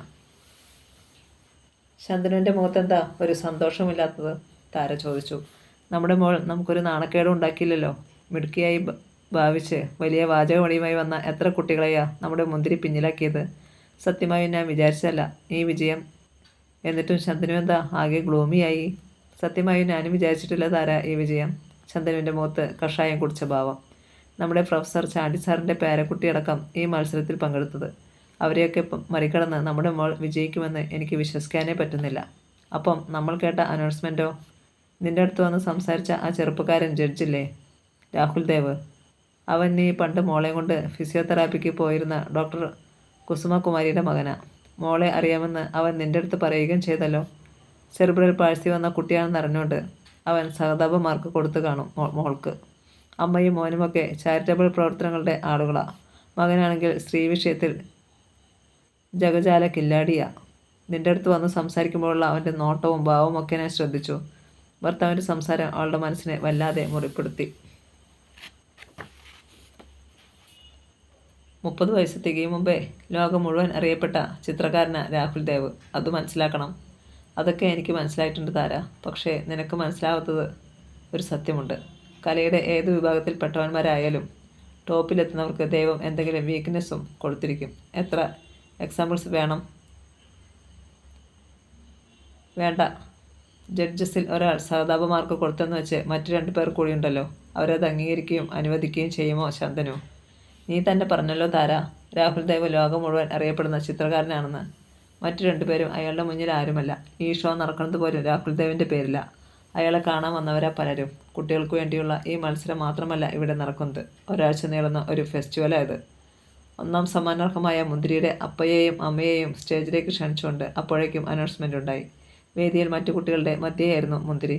പേടിച്ചരണ്ടതുപോലെയായിരുന്നു അവളുടെ നില. എന്നാൽ മറ്റു കുട്ടികൾ കലപില ചിലച്ചും ചിരിച്ചും കളിപ്പിച്ചും ഒപ്പമുള്ളവരുടെ ചുമലിൽ കൈയിട്ടുമൊക്കെ ഉല്ലസിച്ചുകൊണ്ടിരുന്നു. സ്റ്റേജിലേക്ക് നടക്കും വഴിയിൽ ശന്തനു താരയുടെ കാതിൽ പിറുപിറുത്തു. നോക്ക്, നിന്റെ മകൾ നിൽക്കുന്നത് മനുഷ്യക്കുട്ടിയാണെന്ന് തോന്നുമോ? കൂടെയുള്ള മറ്റു കുട്ടികളെ ശ്രദ്ധിക്കേ. അങ്ങനെയാ നോർമൽ കുഞ്ഞുങ്ങൾ. ഇത് അബ്നോർമലാണെന്ന് ഒറ്റ കാഴ്ചയിൽ ആർക്കും മനസ്സിലാവും. അവൾ നിന്നു. അവൾ തീ പാർന്നൊരു നോട്ടമയച്ച ഭർത്താവിൻ്റെ നേർക്ക്. ആ നിൽക്കുന്ന അബ്നോർമൽ കുട്ടി എൻ്റേത് മാത്രമാണെങ്കിൽ ഞാനെന്തിന് ഇയാളുടെ ജീവിതത്തിൽ വന്ന് ചേക്കേറി? എനിക്കങ്ങനെ വല്ല നേർച്ചയുണ്ടായിരുന്നോ? സ്റ്റോപ്പ്. അവൻ പല്ല് ഞെരിച്ചു. ആൾക്കൂട്ടത്തിനിടയിൽ നിന്ന് വെറുതെ വഴക്കിടരുത്. വഴക്കിടുന്നത് താര ഞാനാണോ? ചോദിച്ചിട്ട് താര ശന്തനുവിനെ അവഗണിച്ച് സ്റ്റേജിലേക്ക് നടന്നു. പടികൾ കയറി അവൾ സ്റ്റേജിലെത്തിയപ്പോൾ രാഹുൽ ദേവ് കുനിഞ്ഞ് മുന്തിരിയെ വാരിയെടുത്തു. എന്നിട്ട് സദസ്യരോട് പറഞ്ഞു, എൻ്റെ അമ്മയുടെ പേഷ്യൻ്റായിരുന്നു ഈ മുന്തിരിക്കുരുന്ന്. ഇപ്പോൾ പക്ഷേ ഇവൾ പേഷ്യൻ്റല്ല കേട്ടോ. She is A celebrity, A winner. ഒരു കലാകാരൻ്റെയോ കലാകാരിയുടെയോ ഹൃദയസ്പന്ദനങ്ങളും മനോവ്യാപാരവും അവൻ്റെയോ അവളുടെയോ സൃഷ്ടികളിൽ കാണാം. ഇവൾ വരച്ചിട്ട വരകളിലൂടെ ഈ കുഞ്ഞു മനസ്സ് ഒരു കണ്ണാടിയിൽ എന്നോണം ഞാൻ കണ്ടു. പ്രിയപ്പെട്ടവരെ, ഞാൻ മാത്രമല്ല, ഹരീന്ദ്രനാഥ് സാറും പീറ്റർ മാഷും എൻ്റെ അടുത്ത് അതേക്കുറിച്ച് വാതോരാതെ സംസാരിക്കുകയും ചെയ്തു. നമ്മുടെ ഒരു പിൻഗാമിയായ മുകുളമാണിത്. രാഹുൽ ദേവ് മുന്തിരിയുടെ നെറുകയിൽ ചുണ്ടമർത്തി ആശീർവദിക്കും പോലെ. എന്നിട്ട് താരയോട് ചോദിച്ചു, എവിടെ ഈ മുന്തിരി നട്ടുവളർത്തുന്ന തോട്ടക്കാരൻ? മുമ്പൊക്കെ അമ്മയുടെ അടുത്ത് വരുമ്പോൾ ഇവൾ ഷാരോണിൻ്റെ കയ്യിലായിരിക്കും. അപ്പോൾ എൻ്റെ അമ്മ പറയും, ഇന്നത്തെ അമ്മമാർക്ക് മക്കളെക്കുറിച്ച് ഒട്ടും ബോധേടാവേണ്ട കാര്യമില്ല. മക്കളുടെ മുഴുവൻ ചുമതലയും ഏറ്റെടുക്കുന്നവരാണ് ഇന്നത്തെ ചെറുപ്പക്കാരായ അച്ഛന്മാരെന്ന്. എവിടെ ആ ചങ്ങാതി? വന്നില്ല ആൾ? താര തിരിഞ്ഞ് സദസ്സിലേക്ക് നോക്കി. ഏറ്റവും പിന്നിലായി കനത്ത മുഖത്തോടെ ശന്തനു നിന്നിരുന്നു. മോളുടെ അപ്പ ഒഫീഷ്യൽ ടൂറിലാവും അല്ലേ? രാഹുൽ ദേവ് ചിരിച്ചു. ഇല്ലെങ്കിൽ മോളുടെ ചുമട്ടുകാരനായ കക്ഷി ഉണ്ടാകുമായിരുന്നെന്ന് എനിക്കറിയാം. സമ്മതഭാവത്തിൽ അവളും ഒന്ന് ചിരിച്ചു. രാഹുൽ ദേവ് മുന്തിരിയെ താരയുടെ കയ്യിൽ ഏൽപ്പിച്ചു. കുട്ടിയുടെ കയ്യിൽ ഒരു സ്വർണ്ണമയൂരവും ലാമിനേറ്റ് ചെയ്ത ഒരു സർട്ടിഫിക്കറ്റും ഉണ്ടായിരുന്നു. മോളെയും എടുത്തുകൊണ്ട് അവൾ ഹാൾ മൊത്തം ശന്തനുവിനെ തിരഞ്ഞു. അവൻ പക്ഷേ കാറ് പാർക്ക് ചെയ്യുന്നിടത്തായിരുന്നു. താര അരികിലെത്തിയപ്പോൾ ശാന്തനു ദേഷ്യപ്പെട്ടു. ഷാരോണാണ് ഇപ്പോഴും നാട്ടുകാരുടെ എല്ലാം കണ്ണിൽ നിൻ്റെയും മോളുടെയും ചുമട്ടുകാരൻ അല്ലേ? നാട്ടുകാർക്ക് അവന് തോന്നുന്നത് ആരുടെ കുറ്റമാ? വേണ്ട. അവൻ്റെ ശബ്ദമുയർന്നു. ഇനി ഇതുപോലുള്ള മറ്റു പരിപാടി ഉണ്ടെങ്കിൽ എന്നെ കൂടെ വിളിച്ചേക്കരുത്. ഇല്ല. മകളെയും കൊണ്ട് കാറിൽ കടന്നിരുന്ന ശേഷമാണ് അവൾ പറഞ്ഞത്. എൻ്റെ കുഞ്ഞിൻ്റെ കാര്യം ഞാൻ നോക്കിക്കൊള്ളാം. അങ്ങനെ നോക്കുന്നത് എനിക്കൊന്ന് കാണണം. ഇനി ഇത്തരം ഒരു പ്രോഗ്രാമിനും നീ എൻ്റെ വീട്ടിൽ നിന്ന് ഇറങ്ങില്ല. എൻ്റെ വീട്ടിൽ നിന്ന് എനിക്ക് ഇറങ്ങാമല്ലോ? താര ചോദിച്ചു. അതിനാരുടെയും അനുവാദം വേണ്ടല്ലോ. നാളെ തന്നെ ഞാൻ ഫോർട്ട് കൊച്ചിയിലേക്ക് മടങ്ങിയേക്കാം. അത് കേട്ടുകൊണ്ടാണ് ശന്തനു കാർ സ്റ്റാർട്ട് ചെയ്തത്. ആക്സിലേറ്ററിൽ അവൻ്റെ പാദം ശക്തിയിൽ അമർന്നു. റോഡിലൂടെ വണ്ടി പറക്കുവാൻ തുടങ്ങി. മുന്തിരി ഭയന്ന് അമ്മേ അമ്മേ എന്ന് കരയാൻ തുടങ്ങി. ഞങ്ങളെ കൊല്ലാനുള്ള ശ്രമമാണെങ്കിൽ പറയണം, താര ആവശ്യപ്പെട്ടു. എനിക്കൊന്ന് പ്രാർത്ഥിക്കണം. അതോടെ കാറിൻ്റെ വേഗം കുറഞ്ഞു. മുന്തിരി എന്നിട്ടും അമ്മയുടെ നെഞ്ചോട് പറ്റിപ്പിടിച്ചിരുന്നതേയുള്ളൂ. പനമ്പള്ളി നഗറിലെ വീടിൻ്റെ ഗേറ്റ് കടന്ന് വണ്ടി പോർച്ചിൽ ചെന്ന് നിൽക്കും വരെ താരയും അനങ്ങിയില്ല. ഒരാൾ നീചനും അന്യദുഃഖം മനസ്സിലാക്കാത്തവനുമാണെന്ന് അറിഞ്ഞു കഴിഞ്ഞ പിന്നെ ആ വ്യക്തിയിൽ നിന്ന് അകന്നു കഴിയുന്നതാണ് നല്ലത്. താൻ ആ തത്വം മനസ്സിലാക്കാൻ മറന്നു. വീണ്ടും കെണിയിൽ വന്നു ചാടി. അതിന് തൻ്റെ അമ്മയും ഗ്രാനിയും കാരണക്കാരായിട്ടുണ്ട്. ഒരു പുരുഷൻ സ്വന്തം കുഞ്ഞിൻ്റെ അപ്പനായാൽ പോലും അവൻ ദുഷ്ടനാണെന്നറിഞ്ഞാൽ പിന്നെ ഒരു നിമിഷം പോലും പാഴാക്കാതെ രക്ഷപ്പെട്ടിരിക്കണം പെണ്ണ്. ഇനി അതേ നിവൃത്തിയുള്ളൂ. ഡോർ തുറന്ന് ശന്തനു കാറിൻ്റെ പുറത്തിറങ്ങിയതോ മോളെയും എടുത്തുകൊണ്ട് അവളും പുറകെ ഇറങ്ങി. സിറ്റൗട്ടിൽ പുച്ഛം കൊണ്ട് കോടിയ മുഖവുമായി ശോഭന നിന്നിരുന്നു. സമ്മാനങ്ങൾ കിട്ടിയോ? കൊട്ടയം വട്ടി നിറയെ അവൾ തിരക്കി. കിട്ടി, താര പറഞ്ഞു. നിങ്ങളൊക്കെ പറയും പോലെ എൻ്റെ കുഞ്ഞ് ഈനപ്പിറവിയല്ലെന്ന് ആ ഹാളിലുണ്ടായിരുന്നവരെങ്കിലും ബോധ്യപ്പെടുത്താൻ എനിക്ക് കഴിഞ്ഞല്ലോ. കയ്യിൽ അടക്കി പിടിച്ചിരുന്ന സ്വർണ്ണമയൂരവും സർട്ടിഫിക്കറ്റും അവൾ കാണിച്ചു കൊടുത്തു. നീ ആരെയൊക്കെ സ്വാധീനിച്ച് എന്തൊക്കെ സമ്മാനങ്ങൾ മേടിച്ചെടുത്താലും നിന്നെയും ശന്തനുവിനെ അറിയാവുന്നവർക്കും ഞങ്ങളെ അറിയാവുന്നവർക്കും നീ ആദ്യം പെറ്റതൊരു വികലപ്പിറവിയാണെന്ന കാര്യം നല്ല ബോധ്യമുണ്ട്. ഒരു കാര്യം ചെയ്യേ, വെക്കം ഒന്നുകൂടി പ്രസവിക്കാനുള്ള വഴി നോക്ക്. ഫോർട്ട് കൊച്ചിയിലോട്ടൊന്നും പോകണ്ട. ഞാൻ പേരെടുത്തോളാം. പത്തും പലതുമില്ലെങ്കിലും നല്ല ആരോഗ്യവും ബുദ്ധിയും സാമർഥ്യമുള്ളൊരു കൊച്ചിനെ പെറ്റു വളർത്തി വലുതാക്കിയതാണല്ലോ ഞാൻ. മമ്മി വളർത്തിയ ആരോഗ്യവും ബുദ്ധിയും സാമർഥ്യമുള്ള കൊച്ചു കാരണമാണ് ഞാൻ പെറ്റ കുഞ്ഞ് ഇങ്ങനെയായത്. എന്നെ കൊണ്ട് അധികം പറയിക്കണ്ട. താര തിരിഞ്ഞ് അകത്തേക്ക് കയറിപ്പോയി. മുറ്റത്ത് വട്ടം കൂടി നിന്നിരുന്ന കോഴികൾക്ക് തീറ്റ കൊടുക്കുകയായിരുന്ന നൈനാനെ നോക്കി മൂക്കിൽ വിരൽ ചേർത്തുകൊണ്ട് ശോഭന ചോദിച്ചു. കേട്ടോ ചായ, അവൾ പറഞ്ഞു പോയത്? ഈ കണക്കിന് ഇവള് നമ്മുടെ മോനെ വകവയ്ക്കുവോ? ചത്തുപോയ അവൻ അലനെ കാൽച്ചോട്ടിലിട്ട് ചൂല് പോലെ തൂത്തവള ഇവളുടെ അമ്മ. വലിയ പഠിപ്പും ഉദ്യോഗവും സ്വത്തുമുള്ള കുടുംബക്കാരാണെന്ന് പറഞ്ഞിട്ടെന്താ? ആണുങ്ങളെ വകവയ്ക്കാത്ത ഇനങ്ങളാ. നീ ഇങ്ങനെ ഏതു നേരത്തും ആ പെണ്ണിനോട് മെക്കിട്ട് കയറിക്കൊണ്ടിരുന്ന അവളവളുടെ പാട്ടിന് പോകുമെന്ന് എത്ര തവണ ഞാൻ പറഞ്ഞൊരു ശോഭനെ? ഞാൻ തിരിച്ചു ചോദിച്ചു. ഇന്നത്തെ പെൺപിള്ളേർ, അതും കൊച്ചി വളർന്ന പിള്ളേർ, കൊച്ചി കണ്ടവന് അച്ചി വേണ്ടാന്ന് പണ്ടേയുണ്ട് പഴമൊഴി. പശുവിനെ ചൊറിഞ്ഞു കൊടുക്കുന്ന പോലെ ചൊറിഞ്ഞും തലോടി നാവിൽ നിന്ന് തേനൊലിപ്പിച്ചും വേണമടി ശോഭനെ ഇന്നത്തെ പെൺപിള്ളേരുടെ അടുത്ത് ഓരോ കാര്യങ്ങൾ സാധിച്ചെടുക്കാൻ. നീ ഇങ്ങനെ അറക്കാൻ ചെന്നാൽ നിന്നെ പിടിച്ച് അറക്കും അവൾ. ഫോർട്ട് കൊച്ചി വരെ പോകാൻ അവൾക്ക് ആരുടെയും കൂടും ശുപാർശ ഒന്നും വേണ്ട. 2 വീലറും 4 വീലറും ലൈസൻസ് ഉള്ളവളാണ്. കൊച്ചിനെ എടുത്തുകൊണ്ട് മുറ്റത്ത് കിടക്കുന്ന ഏതെങ്കിലും വണ്ടി കയറി അവളങ്ങ് പോയാൽ നിന്നെ മോന് കെട്ടിയോളില്ലാതാവും. അല്ലാതെ അവൾക്കൊന്നും വരാനില്ല. ഭർത്താവിൻ്റെ ന്യായവാദങ്ങളിൽ ശോഭന ഒന്നടങ്ങി. എന്നിട്ടും എന്തൊക്കെയോ പിറുപിറുത്തു കൊണ്ടാണ് അവൾ അകത്തേക്ക് കയറിപ്പോയത്. താരമോളയും കൊണ്ട് മുകളിലെ കിടക്കയിലെത്തിയപ്പോൾ ശന്തനുവും ഒന്ന് മെരുങ്ങിയിരുന്നു. ഷർട്ടും പാൻസും മാറി ഹാഫ് പാൻസും ടീഷർട്ടും അണിഞ്ഞ് അവൻ മോളെ നോക്കി കൈ കാണിച്ചു. വാ, അപ്പരടുത്ത് വാ. വരൂല. മുന്തിരി മുഖം തിരിച്ചു. 3 വയസ്സായിട്ടും നേരവണ്ണം വർത്തമാനം പറയാനറിയില്ല. ദേഷ്യം വന്നാൽ മുറിയിൽ കുത്തിപ്പിടിച്ച് കാറും. മറ്റു കുട്ടികളെ പോലെ ഒരേ പ്രായമുള്ള കുട്ടികളെ കാണുമ്പോൾ നിനക്കും കൂട്ടുകൂടി കളിച്ചൂടെ? പടം വരച്ച് സമ്മാനം കിട്ടിയാലൊന്നും ഞാൻ വകവച്ച് തരില്ല. മറ്റു കുട്ടികളെ പോലെ മിടുക്കിയായി വളരണം. അതോടെ കുട്ടി അമ്മയോട് ഒട്ടിച്ചേർന്ന് കൊഞ്ചി. നമുക്ക് താഴെ പോകാം, കുറച്ച് കഴിഞ്ഞ് താഴെ പോകാം. താരമകളെ ചേർത്ത് പിടിച്ച് തലോടി. ഇങ്ങനെ ഏത് സമയത്ത് നീ താലോലിക്കുന്നത് കൊണ്ടാണ് ഇവൾ മറ്റാരോടും അടുക്കാത്തത്. LKGയിൽ അയക്കേണ്ട സമയമായി. അവൾ മറ്റുള്ളവരോട് ഇടപഴകി ജീവിക്കട്ടെ താര, ശന്തനു പറഞ്ഞു. ഇപ്പം ശന്തനു പറഞ്ഞത് നേരാ. താര തലകുലുക്കി. പക്ഷേ കുഞ്ഞുങ്ങൾ അടുത്തു വരണമെങ്കിൽ അല്പം സ്നേഹവും ക്ഷമയുമൊക്കെ കാട്ടണം. നമ്മുടെ കുഞ്ഞായവൾ. ആ അലിവ് മറ്റാർക്കും ഉണ്ടാവില്ല. നമ്മൾ വേണം നമ്മുടെ കുഞ്ഞിനെ രക്ഷപ്പെടുത്താനും. ഞാൻ കൈനീട്ടിയാൽ പക്ഷേ അടുത്തു വരണ്ടേ? അടുത്ത് വന്നില്ലെങ്കിലും ക്ഷമയോടെ കാക്കണം. വീണ്ടും വീണ്ടും കൈനീട്ടണം. അപ്പം വരും. ഒരു കുഞ്ഞും അതിൻ്റെ അപ്പനും തമ്മിലുള്ള പ്രായവ്യത്യാസമെങ്കിലും കണക്കിലെടുക്കണ്ടേ? അവൻ്റെ മുഖം തുടുത്തു. പക്ഷേ മറുപടി താരയെ സന്തോഷപ്പെടുത്തുന്നതായിരുന്നു. ഞാൻ മാക്സിമം ട്രൈ ചെയ്യാം. എങ്കിൽ ഞാൻ എൻ്റെ കുഞ്ഞുമായി ഈ വീട്ടിൽ തന്നെ താമസിക്കാം. ഇല്ലെങ്കിൽ എനിക്ക് എൻ്റെ വീട്ടിലേക്ക് തിരിച്ചു പോകേണ്ടി വരും. ഇക്കുറി മറുപടിയൊന്നും പറഞ്ഞില്ലെങ്കിലും ശന്തനുവിൻ്റെ മുഖത്ത് പ്രതിഷേധമൊന്നും പ്രകടമായില്ല. മോളെ എത്രയും പെട്ടെന്ന് പ്ലേ സ്കൂളിലെങ്കിലും ചേർക്കണമെന്ന് താരയ്ക്ക് നിർബന്ധമായി. സമപ്രായക്കാരായ കുട്ടികളുമായി അടുപ്പവും ബന്ധവും ഉണ്ടായാലേ അവളുടെ ഇപ്പോഴത്തെ ഭയവും അമ്മയോടുള്ള അമിതമായ അറ്റാച്ച്മെൻറ്റും മാറും. ശന്തന് ഒരു സ്വകാര്യ സ്ഥാപനത്തിലാണ് ജോലി ചെയ്യുന്നത്. ജോലിയിൽ സമർത്ഥനായതുകൊണ്ട് നല്ല സാലറി കിട്ടുന്നുണ്ടെങ്കിലും രാവിലെ 9 മുതൽ രാത്രി 8 വരെ അവൻ ഒട്ടും ഫ്രീ അല്ല. അതുകൊണ്ട് ശന്തനുവിൻ്റെ അനുമതി വാങ്ങി താര തന്നെയാണ് മോളെ നന്നായി നടക്കുന്ന ഒരു പ്ലേ സ്കൂളിൽ കൊണ്ടുപോയി ചേർത്തത്. അവിടെ നിന്ന് അവൾ ഒരു ഓട്ടോ പിടിച്ച് ഫോർട്ട് കൊച്ചിയിലെ വീട്ടിലേക്കും പോയി. വർക്കിംഗ് ഡേ ആയിട്ടും റോസ് അന്ന് കോൾഡ് മൂലം കോളേജിൽ നിന്ന് അവധി എടുത്തിരുന്നു. മോളെ ഞാൻ പ്ലേ സ്കൂളിൽ ചേർത്തമ്മേ. അവളെ ദിവസേന അവിടെ കൊണ്ടാക്കാനും കൊണ്ടുപോരാനും എൻ്റെ സ്കൂട്ടർ കൂടി ഞാൻ അങ്ങോട്ട് കൊണ്ടുപോകുക. നിൻ്റെ ആ പ്ലഷർ തൊട്ടടുത്ത വീട്ടിലെ ബേബിയുടെ മോൻ എടുത്തുകൊണ്ട് പോയിരിക്കുക. അവനിപ്പം MBAക്ക് ചേർന്ന് പാവങ്ങളല്ലേടി. അവൻ കൊണ്ടു നടന്നോട്ടെ എന്ന് ഞാനും കരുതി. അല്ലെങ്കിലും സുഖമില്ലാത്ത കൊച്ചിനെ കൊണ്ട് സ്കൂട്ടറിലൊന്നും യാത്ര ചെയ്യേണ്ട മോളെ. ഗ്രാനി വന്ന് ഇടയിൽ കയറി. നീ നിൻ്റെ പപ്പയുടെ ഫോർഡ് വിഗോ എടുത്തുകൊണ്ട് പോയിക്കോ. അപ്പോൾ അമ്മ കോളേജിൽ പോകുന്നത് എങ്ങനെ?